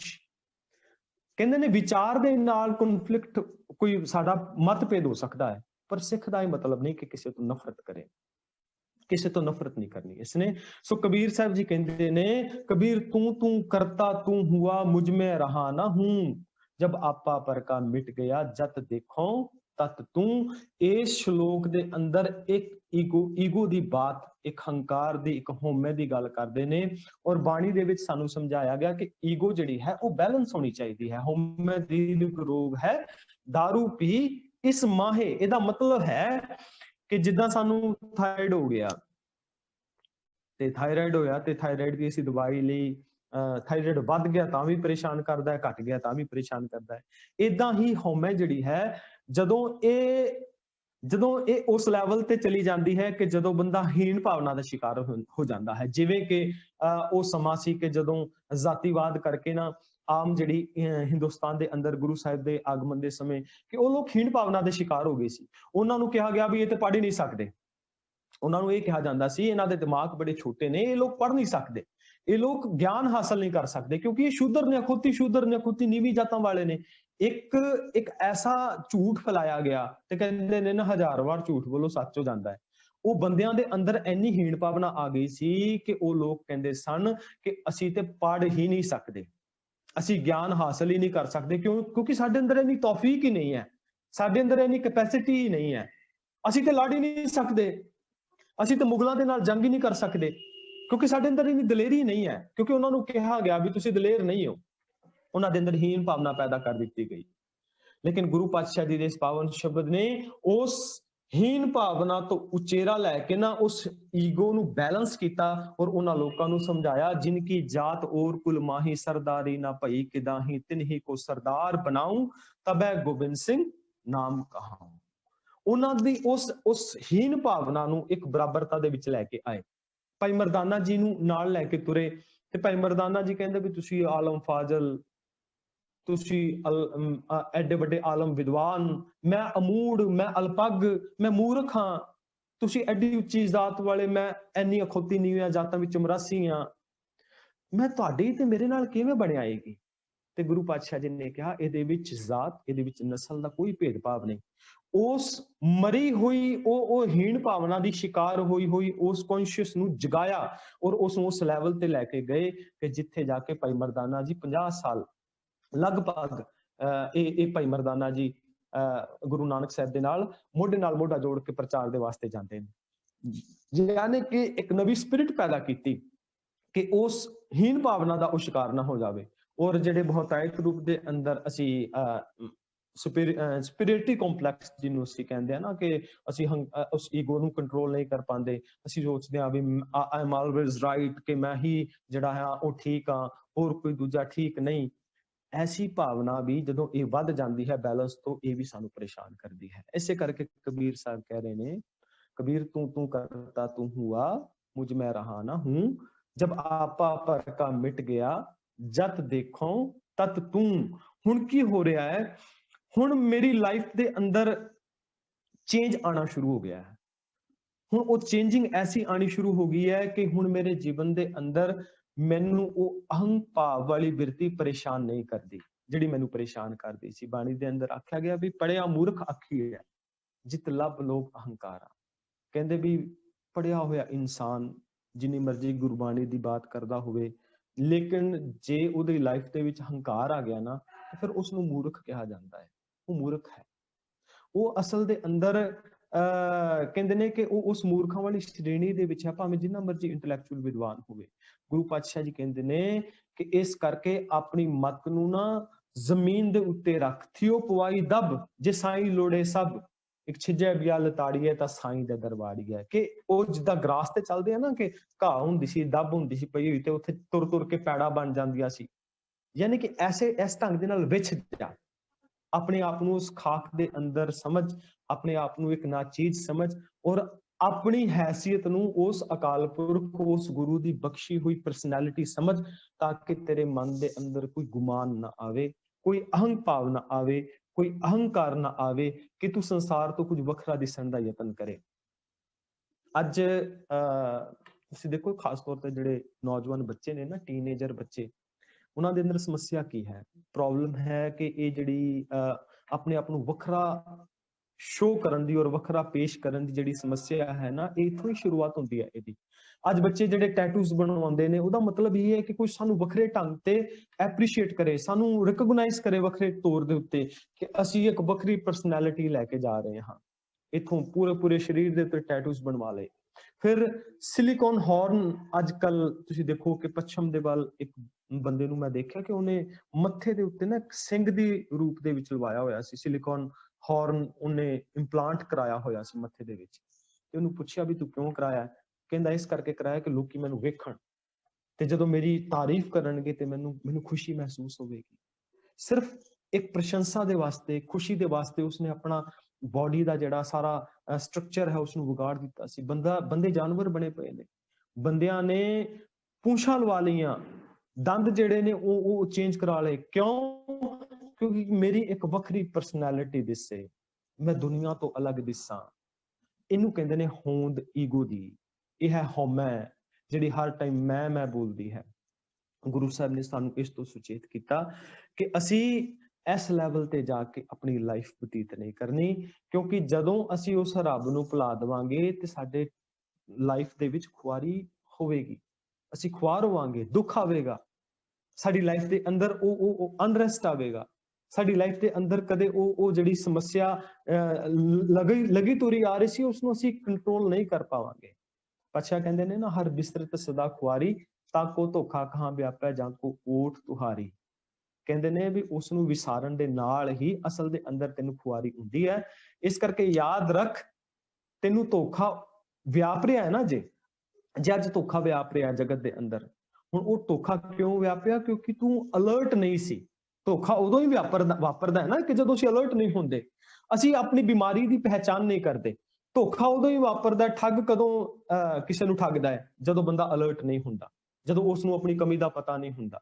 ਇਸੇ ਤਰ੍ਹਾਂ ਆ ਜਿਹੜੇ ਜਜ਼ਬੇ ਨੇ ਨਾ, ਇਹ ਦੋਏ ਦੇ, ਇਹ ਵਿਕਾਰਾਂ ਦੇ, ਇਹ ਈਗੋ ਦੇ, ਇਹ ਬੰਦੇ ਨੂੰ ਉਦੋਂ ਆਪਣੇ ਕਾਬੂ ਦੇ ਵਿੱਚ ਲੈਂਦੇ ਨੇ ਜਦੋਂ ਬੰਦਾ ਅਲਰਟ ਨਹੀਂ ਹੁੰਦਾ, ਜਦੋਂ ਜਦੋਂ ਅਟੈਂਸ਼ਨ ਨਹੀਂ ਹੁੰਦਾ, ਜਦੋਂ ਸਾਵਧਾਨ ਨਹੀਂ ਹੋ ਕੇ ਰਹਿੰਦਾ। ਤਾਂ ਕੋ ਧੋਖਾ ਕਹਾਂ ਵਿਆਪੇ, ਜਾਂ ਕੋ ਓਟ ਤੁਹਾਰੀ। ਤੇ ਜਿਹੜਾ ਉਹਦੀ ਓਟ ਵਿੱਚ ਰਹਿਣ ਵਾਲਾ ਨਾ, ਅਸੀਂ ਕਹਾਂਗੇ ਵੀ ਅਸੀਂ ਸਾਰੇ ਹੀ ਰਹਿੰਦੇ ਆ ਓਟ ਦੇ ਵਿੱਚ ਆ। ਤੇ ਓਟ ਦਾ ਮਤਲਬ ਇਹ ਹੈ ਕਿ ਜੇ ਅਸੀਂ ਓਟ ਵਿੱਚ ਆ, ਫਿਰ ਸਾਨੂੰ ਧੋਖਾ ਨਹੀਂ ਵਿਆਪ ਸਕਦਾ, ਸਾਨੂੰ ਕੋਈ ਧੋਖਾ ਨਹੀਂ ਦੇ ਸਕਦਾ। ਅਸੀਂ ਆਪਣੇ ਆਪ ਨੂੰ ਧੋਖਾ ਦੇ ਰਹੇ ਹਾਂ, ਅਸੀਂ ਆਪਣੀ ਮੱਤ ਨੂੰ ਧੋਖਾ ਦੇ ਰਹੇ ਹਾਂ। ਇੱਕ ਤੇ ਅਸੀਂ ਆਪਣੇ ਆਪ ਨੂੰ ਧੋਖਾ ਦੇ ਰਹੇ ਹਾਂ, ਫਿਰ ਸਮਾਜ ਦੇ ਅੰਦਰ ਵੀ ਉਹ ਸਾਰਾ ਕੁਝ ਵਾਪਰ ਰਿਹਾ ਹੈ। ਔਰ ਉਹਦਾ ਸਭ ਤੋਂ ਵੱਡਾ ਕਾਰਨ ਹੈ ਸਾਡੀ ਈਗੋ, ਜਿਹੜੀ ਸਾਨੂੰ ਜਗਤ ਦੇ ਅੰਦਰ ਵਿਚਰਨ ਨਹੀਂ ਦਿੰਦੀ। ਉਹ ਸਾਡੀ ਵਿਚਰਨ ਸ਼ੈਲੀ ਦੇ ਅੰਦਰ ਸਾਨੂੰ ਆਪਣਾ ਆਪਾ ਸਮਰਪਿਤ ਭਾਵ ਦੇ ਨਾਲ ਜਿਹੜਾ ਜਗਤ ਦੇ ਅੰਦਰ, ਉਸ ਰੂਪ ਦੇ ਅੰਦਰ ਸਾਨੂੰ ਸਮਾਜ ਦੇ ਅੰਦਰ ਵਿਚਰਨ ਦੇ ਵਾਸਤੇ ਸਾਨੂੰ ਸਹਿਯੋਗ ਨਹੀਂ ਕਰਦੀ। ਇਹ ਸਾਡੀ ਈਗੋ ਹੈ। ਇੱਕ ਨਿੱਕੀ ਜਿਹੀ ਘਟਨਾ ਮੈਨੂੰ ਜਿਹੜੀ ਹੈ ਉਹ ਚੇਤਾ ਆਈ ਕਿ ਇੱਕ ਨਾ ਵਰਲਡ ਵਾਰ ਦੇ ਦੌਰਾਨ ਨਾ ਇੱਕ ਦੋ ਉੱਥੇ ਕੈਦੀਆਂ ਨੂੰ ਕੈਦ ਕੀਤਾ ਗਿਆ ਯੂਰਪ ਦੇ ਵਿੱਚ। ਕੋਈ ਇਲਾਕਾ ਮੈਂ ਸ਼ਾਇਦ ਭੁੱਲ ਗਿਆ। ਉਸ ਇਲਾਕੇ ਦੇ ਅੰਦਰ ਨਾ ਉਹਨਾਂ ਕੈਦੀਆਂ ਨੂੰ ਕੈਦ ਕੀਤਾ ਗਿਆ ਤੇ ਇੱਕ ਆਈਲੈਂਡ ਸੀ ਛੋਟਾ ਜਿਹਾ, ਉਸ ਆਈਲੈਂਡ ਦੇ ਅੰਦਰ ਕੈਦ ਕੀਤਾ ਉਹਨਾਂ ਨੂੰ। ਤੇ ਆਈਲੈਂਡ ਦੇ ਵਿੱਚੋਂ ਨਾ ਕਹਿੰਦੇ ਜਦੋਂ ਵਰਲਡ ਵਾਰ ਖਤਮ ਹੋਇਆ, ਉਹ ਕੈਦੀਆਂ ਨੂੰ ਹੌਲੀ ਹੌਲੀ ਕੁਝ ਸਾਲਾਂ ਬਾਅਦ ਛੱਡਣਾ ਸ਼ੁਰੂ ਕੀਤਾ। ਕਹਿੰਦੇ ਨੇ ਕਿ ਜਦੋਂ ਸ਼ਿਪ ਲੈਣ ਵਾਸਤੇ ਉਹਨਾਂ ਨੂੰ ਗਿਆ, ਤੇ ਉਹਨਾਂ ਨੂੰ ਲੈਣ ਵਾਸਤੇ ਗਿਆ ਤੇ ਦੋ ਕੈਦੀ ਪਿੱਛੇ ਰਹਿ ਗਏ। ਇੱਕ ਥੋੜੇ ਥੋੜੇ ਕਰਕੇ ਜਾਂਦੇ ਰਹੇ ਤੇ ਦੋ ਕੈਦੀ ਰਹਿ ਗਏ ਸਨ। ਤੇ ਜਦੋਂ ਦੋ ਕੈਦੀ ਰਹਿ ਗਏ ਤੇ ਉਹ ਸ਼ਿਪ ਭਰ ਗਿਆ, ਤੇ ਸ਼ਿਪ ਦੇ ਵਿੱਚ ਨਾ ਇੱਕ ਹੀ ਕੈਦੀ ਦੀ ਥਾਂ ਸੀ। ਵੀ ਉਹ ਕਹਿੰਦੇ ਵੀ ਇੱਕ ਹੁਣ ਚਲਾ ਜਾਵੇਗਾ, ਫਿਰ ਇੱਕ ਨੂੰ ਸਾਲ ਬਾਅਦ ਗੇੜਾ ਲੱਗੇਗਾ, ਕਿਉਂਕਿ ਉਹਨਾਂ ਸਮਿਆਂ ਦੇ ਵਿੱਚ ਇਸ ਢੰਗ ਦੇ ਨਾਲ ਉਹ ਬਾਹਰ ਕੱਢ ਰਹੇ ਸਨ। ਉਸਨੂੰ ਫੇਰ ਲੈ ਕੇ ਜਾਇਆ ਜਾਵੇਗਾ। ਤੇ ਜਿਹਦੀ ਵਾਰੀ ਸੀ ਨਾ, ਉਹ ਪਿੱਛੇ ਮੁੜ ਕੇ ਦੇਖਦਾ ਦੂਜੇ ਕੈਦੀ ਨੂੰ। ਉਹ ਤਾਂ ਦੋਸਤ ਬਣ ਚੁੱਕਿਆ ਸੀ। ਉਹ ਕਹਿਣ ਲੱਗਾ ਵੀ ਤੇਰੇ ਘਰ ਵਿੱਚ ਕੌਣ ਕੌਣ ਹੈ? ਉਹਦੇ ਮੂੰਹ ਵੱਲ ਦੇਖ ਕੇ ਨਾ ਉਸਨੇ ਆਖਰੀ ਬਾਤ ਉਸਨੂੰ ਆਖੀ। ਉਹ ਕਹਿਣ ਲੱਗਾ ਮੇਰੇ ਘਰ ਵਿੱਚ ਬੱਚੇ ਨੇ, ਮੇਰੀ ਮਾਂ ਹੈ ਬਜ਼ੁਰਗ, ਮੇਰੇ ਛੋਟੇ ਬੱਚੇ ਨੇ, ਮੇਰੀ ਪਤਨੀ ਹੈ ਜਿਹੜੀ ਕਈ ਸਾਲਾਂ ਤੋਂ ਮੇਰੀ ਉਡੀਕ ਕਰ ਰਹੀ ਹੈ। ਸ਼ਾਇਦ ਉਹਨਾਂ ਨੂੰ ਤੇ ਇਹ ਵੀ ਨਹੀਂ ਪਤਾ ਕਿ ਮੈਂ ਜਿਉਂਦਾ ਵੀ ਹਾਂ ਕਿ ਨਹੀਂ ਜਿਉਂਦਾ। ਉਹਨਾਂ ਨੇ ਤੇ ਮੇਰੀ ਮੌਤ ਦਾ ਮਾਤਮ ਵੀ ਮਨਾ ਲਿਆ ਹੋਣਾ। ਤੇ ਉਹ ਜਿਹਦੀ ਵਾਰੀ ਸੀ ਨਾ ਜਹਾਜ਼ ਤੇ ਚੜਨ ਦੀ, ਉਹ ਪਿੱਛੇ ਆ ਗਿਆ। ਉਹ ਕਹਿੰਦਾ ਵੀ ਮੇਰੇ ਤੋਂ ਜ਼ਿਆਦਾ ਨਾ ਤੈਨੂੰ ਲੋੜ ਹੈ ਜਾਣ ਦੀ, ਕਿਉਂਕਿ ਮੇਰੇ ਅੱਗੇ ਪਿੱਛੇ ਕੋਈ ਨਹੀਂ ਹੈ, ਮੈਨੂੰ ਯਾਦ ਕਰਨ ਵਾਲਾ ਕੋਈ ਨਹੀਂ ਹੈ। ਮੈਂ ਅਨਾਥ ਹਾਂ, ਨਾ ਮੇਰਾ ਵਿਆਹ ਹੋਇਆ, ਨਾ ਮੇਰੇ ਬੱਚੇ ਆ, ਇਸ ਕਰਕੇ ਤੂੰ ਪਹਿਲਾਂ ਚਲਾ ਜਾ। ਉਹਦੀ ਅੱਖਾਂ ਵਿੱਚ ਹੰਝੂ ਆ ਗਏ। ਉਹ ਕਹਿਣ ਲੱਗਾ ਵੀ ਇੰਨੀ ਵੱਡੀ ਕੁਰਬਾਨੀ। ਉਹ ਕਹਿਣ ਲੱਗਾ ਵੀ ਮੈਂ ਇਸ ਜੇਲ੍ਹ ਦੇ ਅੰਦਰ ਰਹਿ ਕੇ ਸਮਝਿਆ ਕਿ ਅਸਲ ਵਿੱਚ ਕੁਰਬਾਨੀ ਕੀ ਹੁੰਦੀ ਹੈ, ਪਿਆਰ ਕੀ ਹੁੰਦਾ ਹੈ, ਦੂਜਿਆਂ ਵਾਸਤੇ ਜ਼ਿੰਦਗੀ ਜਿਹੜੀ ਹੈ ਉਹ ਲਾਣੀ ਕੀ ਹੁੰਦੀ ਹੈ, ਖੁਦਗਰਜ਼ੀ ਨੂੰ ਤਿਆਗ ਕੇ, ਆਪਣੇ ਸਵਾਰਥ ਨੂੰ ਤਿਆਗ ਕੇ ਦੂਜਿਆਂ ਦੇ ਵਾਸਤੇ, ਸਮਾਜ ਦੇ ਵਾਸਤੇ ਜੀਣਾ ਕੀ ਹੁੰਦਾ ਹੈ। ਉਹ ਉਸ ਕੈਦੀ ਨਾਲ, ਆਪਣੇ ਦੋਸਤ ਨਾਲ ਮਿਲ ਕੇ ਬੜਾ ਉਸਨੇ ਰੁਦਨ ਕੀਤਾ। ਫਿਰ ਉਹ ਆਪਣੇ ਘਰ ਚਲਾ ਗਿਆ, ਆਪਣੇ ਘਰ ਪਰਤ ਗਿਆ। ਤੇ ਘਰ ਜਦੋਂ ਪਰਤਿਆ, ਉੱਥੇ ਜਾ ਕੇ ਕੀ ਦੇਖਦਾ ਕਿ ਘਰ ਦੇ ਵਿੱਚ ਤੇ ਫਿਰ ਉਹੀ ਮਾਹੌਲ ਹੈ। ਪਤਨੀ ਨਿੱਕੀ ਨਿੱਕੀ ਗੱਲਾਂ ਤੋਂ ਬੱਚਿਆਂ ਨਾਲ ਲੜਦੀ ਹੈ, ਬੱਚੇ ਨਿੱਕੀ ਨਿੱਕੀ ਗੱਲਾਂ ਦੀ ਮੰਗ ਕਰਦੇ ਨੇ, ਔਰ ਉਹ ਘਰ ਦੇ ਅੰਦਰ ਨਿਤਾ ਪ੍ਰਤੀ ਦੇ ਸਾਰੇ ਉਹੀ ਸੋਚ, ਉਹੀ ਕਲੇਸ਼, ਉਹੀ ਈਗੋ ਦੀ ਪ੍ਰੋਬਲਮ, ਉਹੀ ਸਮੱਸਿਆਵਾਂ। ਹੁਣ ਪਿੱਛੇ ਕੀ ਦੇਖ ਕੇ ਆਇਆ ਹੈ? ਕੁਰਬਾਨੀ ਤੇ ਨਿਸਵਾਰਥ ਤੇ ਜਿਹੜੀ ਉਹ ਅਵਸਥਾ ਸੀ ਕਿ ਜਿੱਥੇ ਆਪਣੇ ਮੈਂ ਨੂੰ, ਆਪਣੇ ਸਵੈ ਨੂੰ ਤਿਆਗਣ ਦੀ ਬਾਤਾਂ ਹੋ ਰਹੀਆਂ ਸੀਗੀਆਂ। ਤੇ ਜਦੋਂ ਘਰ ਆਇਆ ਤੇ ਘਰ ਕੀ ਦੇਖਦਾ ਕਿ ਨਿੱਕੇ ਨਿੱਕੇ ਸਵਾਰਥ ਦੇ ਵਾਸਤੇ ਝਗੜੇ ਹੋ ਰਹੇ ਨੇ। ਉਸ ਬੰਦੇ ਦੇ ਉੱਤੇ ਬਹੁਤ ਉਸਨੂੰ ਬੁਰਾ ਮਹਿਸੂਸ ਹੋਇਆ, ਔਰ ਉਹ ਆਪਣੇ ਘਰ ਨੂੰ ਤਿਆਗ ਕੇ ਚਲਾ ਗਿਆ। ਇੱਕ ਨਿੱਕੀ ਜਿਹੀ ਘਟਨਾ ਹੈ ਜਿਹੜੀ ਇਹ ਇੱਕ ਕੋਟ ਕੀਤੀ ਹੈ ਸਾਡੇ ਇੱਕ ਵਿਦਵਾਨ ਨੇ। ਸੋ ਇਹ ਇੱਕ ਸਾਨੂੰ ਚੇਤਾ ਕਰਾਉਂਦੀ ਹੈ, ਇਹ ਸਾਨੂੰ ਯਾਦ ਕਰਾਉਂਦੀਆਂ ਨੇ ਕਿ ਅਸੀਂ ਆਪਣੇ ਵਾਸਤੇ ਨਹੀਂ, ਅਸੀਂ ਇਸ ਜਗਤ ਦੇ ਵਿੱਚ ਜੀਣਾ ਹੈ। ਅਸੀਂ ਜੋ ਕੁਝ ਇਸ ਸੁਸਾਇਟੀ ਤੋਂ ਲਿਆ ਹੈ, ਅਸੀਂ ਇਸ ਸੁਸਾਇਟੀ ਨੂੰ ਵਾਪਸ ਵੀ ਕਰਨਾ ਹੈ। ਜੋ ਕੁਝ ਅਸੀਂ ਸੁਸਾਇਟੀ ਤੋਂ ਸੁੱਖ ਸੁਵਿਧਾਵਾਂ ਲਈਆਂ ਨੇ, ਉਹ ਕੁਝ ਅਸੀਂ ਵਾਪਸ ਵੀ ਕਰਨਾ। ਅਸੀਂ ਬੈਲੈਂਸ ਬਣਾਉਣਾ ਹੈ ਨਾ। ਕਿੰਨੀ ਵਾਰ ਅਸੀਂ ਦੇਖਦੇ ਹਾਂ ਕਿ ਬਹੁਤ ਸਾਰੇ ਜਿਹੜੇ ਸਾਡੇ ਵਿੱਚੋਂ ਵੀਰ ਨੇ ਜਿਹੜੇ ਬਹੁਤ ਇਸ ਲੈਵਲ ਦੇ ਉੱਤੇ ਕੰਮ ਵੀ ਕਰ ਰਹੇ ਨੇ, ਜਿੱਦਾਂ ਸਾਡੀ ਸੰਸਥਾਵਾਂ ਨੇ, ਜਿਹੜੀਆਂ ਸਿੱਖ ਸੰਸਥਾਵਾਂ ਜਿਹੜੀਆਂ ਸੇਵਾ ਦਾ ਭਾਵ ਵਾਸਤੇ ਕੰਮ ਕਰ ਰਹੀਆਂ ਨੇ। ਔਰ ਸੇਵਾ ਹੀ ਇੱਕੋ ਇੱਕ ਐਸਾ ਇੱਕ ਇਉਂ ਕਹਿ ਲਓ ਕਿ ਇੱਕ ਫਲਸਫਾ ਹੈ, ਇੱਕ ਸੋਚ ਹੈ ਜਿਹੜੀ ਸਾਨੂੰ, ਇੱਕ ਇੰਸਟੀਟਿਊਸ਼ਨ ਹੈ ਕੰਪਲੀਟ, ਜਿਹੜਾ ਉਹਦੇ ਵਿੱਚ ਇੱਕ ਵੰਨਗੀ ਹੈ ਗੁਰੂ ਸਾਹਿਬ ਜੀ ਦੀ, ਇੱਕ ਕੰਪਲੀਟ ਇੰਸਟੀਟਿਊਸ਼ਨ ਦੇ ਵਿੱਚ ਇੱਕ ਵੰਨਗੀ ਹੈ ਕਿ ਜਿਹੜੀ ਸਾਡੀ ਈਗੋ ਨੂੰ ਖਤਮ ਕਰਦੀ ਹੈ। ਜਦੋਂ ਅਸੀਂ ਗੁਰਦੁਆਰਾ ਸਾਹਿਬ ਜਾ ਕੇ ਸੇਵਾ ਕਰਦੇ ਹਾਂ, ਜਦੋਂ ਅਸੀਂ ਗੁਰਦੁਆਰਾ ਸਾਹਿਬ ਜਾ ਕੇ ਜਾਂ ਸਮਾਜ ਦੇ ਅੰਦਰ ਜਾ ਕੇ ਗੁਰਦੁਆਰਾ ਸਾਹਿਬ ਸਿੱਖਦੇ ਹਾਂ ਸੇਵਾ ਕਿਵੇਂ ਕਰਨੀ ਹੈ, ਫਿਰ ਸਮਾਜ ਵਿੱਚ ਜਾ ਕੇ ਉਸ ਨੂੰ ਇੰਪਲੀਮੈਂਟ ਕਰਦੇ ਹਾਂ, ਇਹ ਸਾਡੇ ਅੰਦਰਲੇ ਹੰਕਾਰ ਤੇ ਅੰਦਰਲੇ ਈਗੋ ਨੂੰ ਖਤਮ ਕਰਦਾ ਹੈ, ਉਸ ਨੂੰ ਧੁੰਦਾ ਹੈ ਔਰ ਸਾਡੇ ਉਸ ਮੈਂ ਨੂੰ ਖਤਮ ਕਰਦਾ ਹੈ। ਜਿੱਥੇ ਜਾ ਕੇ ਕਬੀਰ ਸਾਹਿਬ ਜੀ ਇਹ ਪਾਵਨ ਬਚਨ ਕਰ ਰਹੇ ਨੇ, ਕਬੀਰ ਤੂੰ ਤੂੰ ਕਰਤਾ ਤੂੰ हुआ मुझ में रहा ना हूं, जब आपा पर का मिट गया जत देखो तत तू। फिर ऐसी अवस्था आ जाती है कि जिथे जाके सबको मीत हम आपन कीना, हम सबना के साजन, दूर परायो मन का बिरहा, तो मेल कियो मेरे राजन। फिर कोई बेगाना नहीं दिसदा, ना को बैरी नहीं बेगाना, सगल संग हमको बन आई वाली अवस्था हो जाती है। फिर किसे नाल वैर विरोध ईर्खा क्रोध नफरत वाले भाव साडे जीवन साडी सोच विच नहीं आउंदे। जदों ऐसी अवस्था दे मालक हो जाते हाँ, वो अवस्था का जिक्र कबीर साहब जी इस पावन श्लोक दे अंदर करते ने। सो इतने कबीरतियां प्रवान करना जी, भुलां चुकां दी खिमा। हुण इस टॉपिक दे संदर्भ दे अंदर आप जी दा कोई सवाल होवे वो आप पूछ सकते हो जी। भुलां चुकां दी माफी। वाहिगुरू जी का खालसा वाहिगुरू जी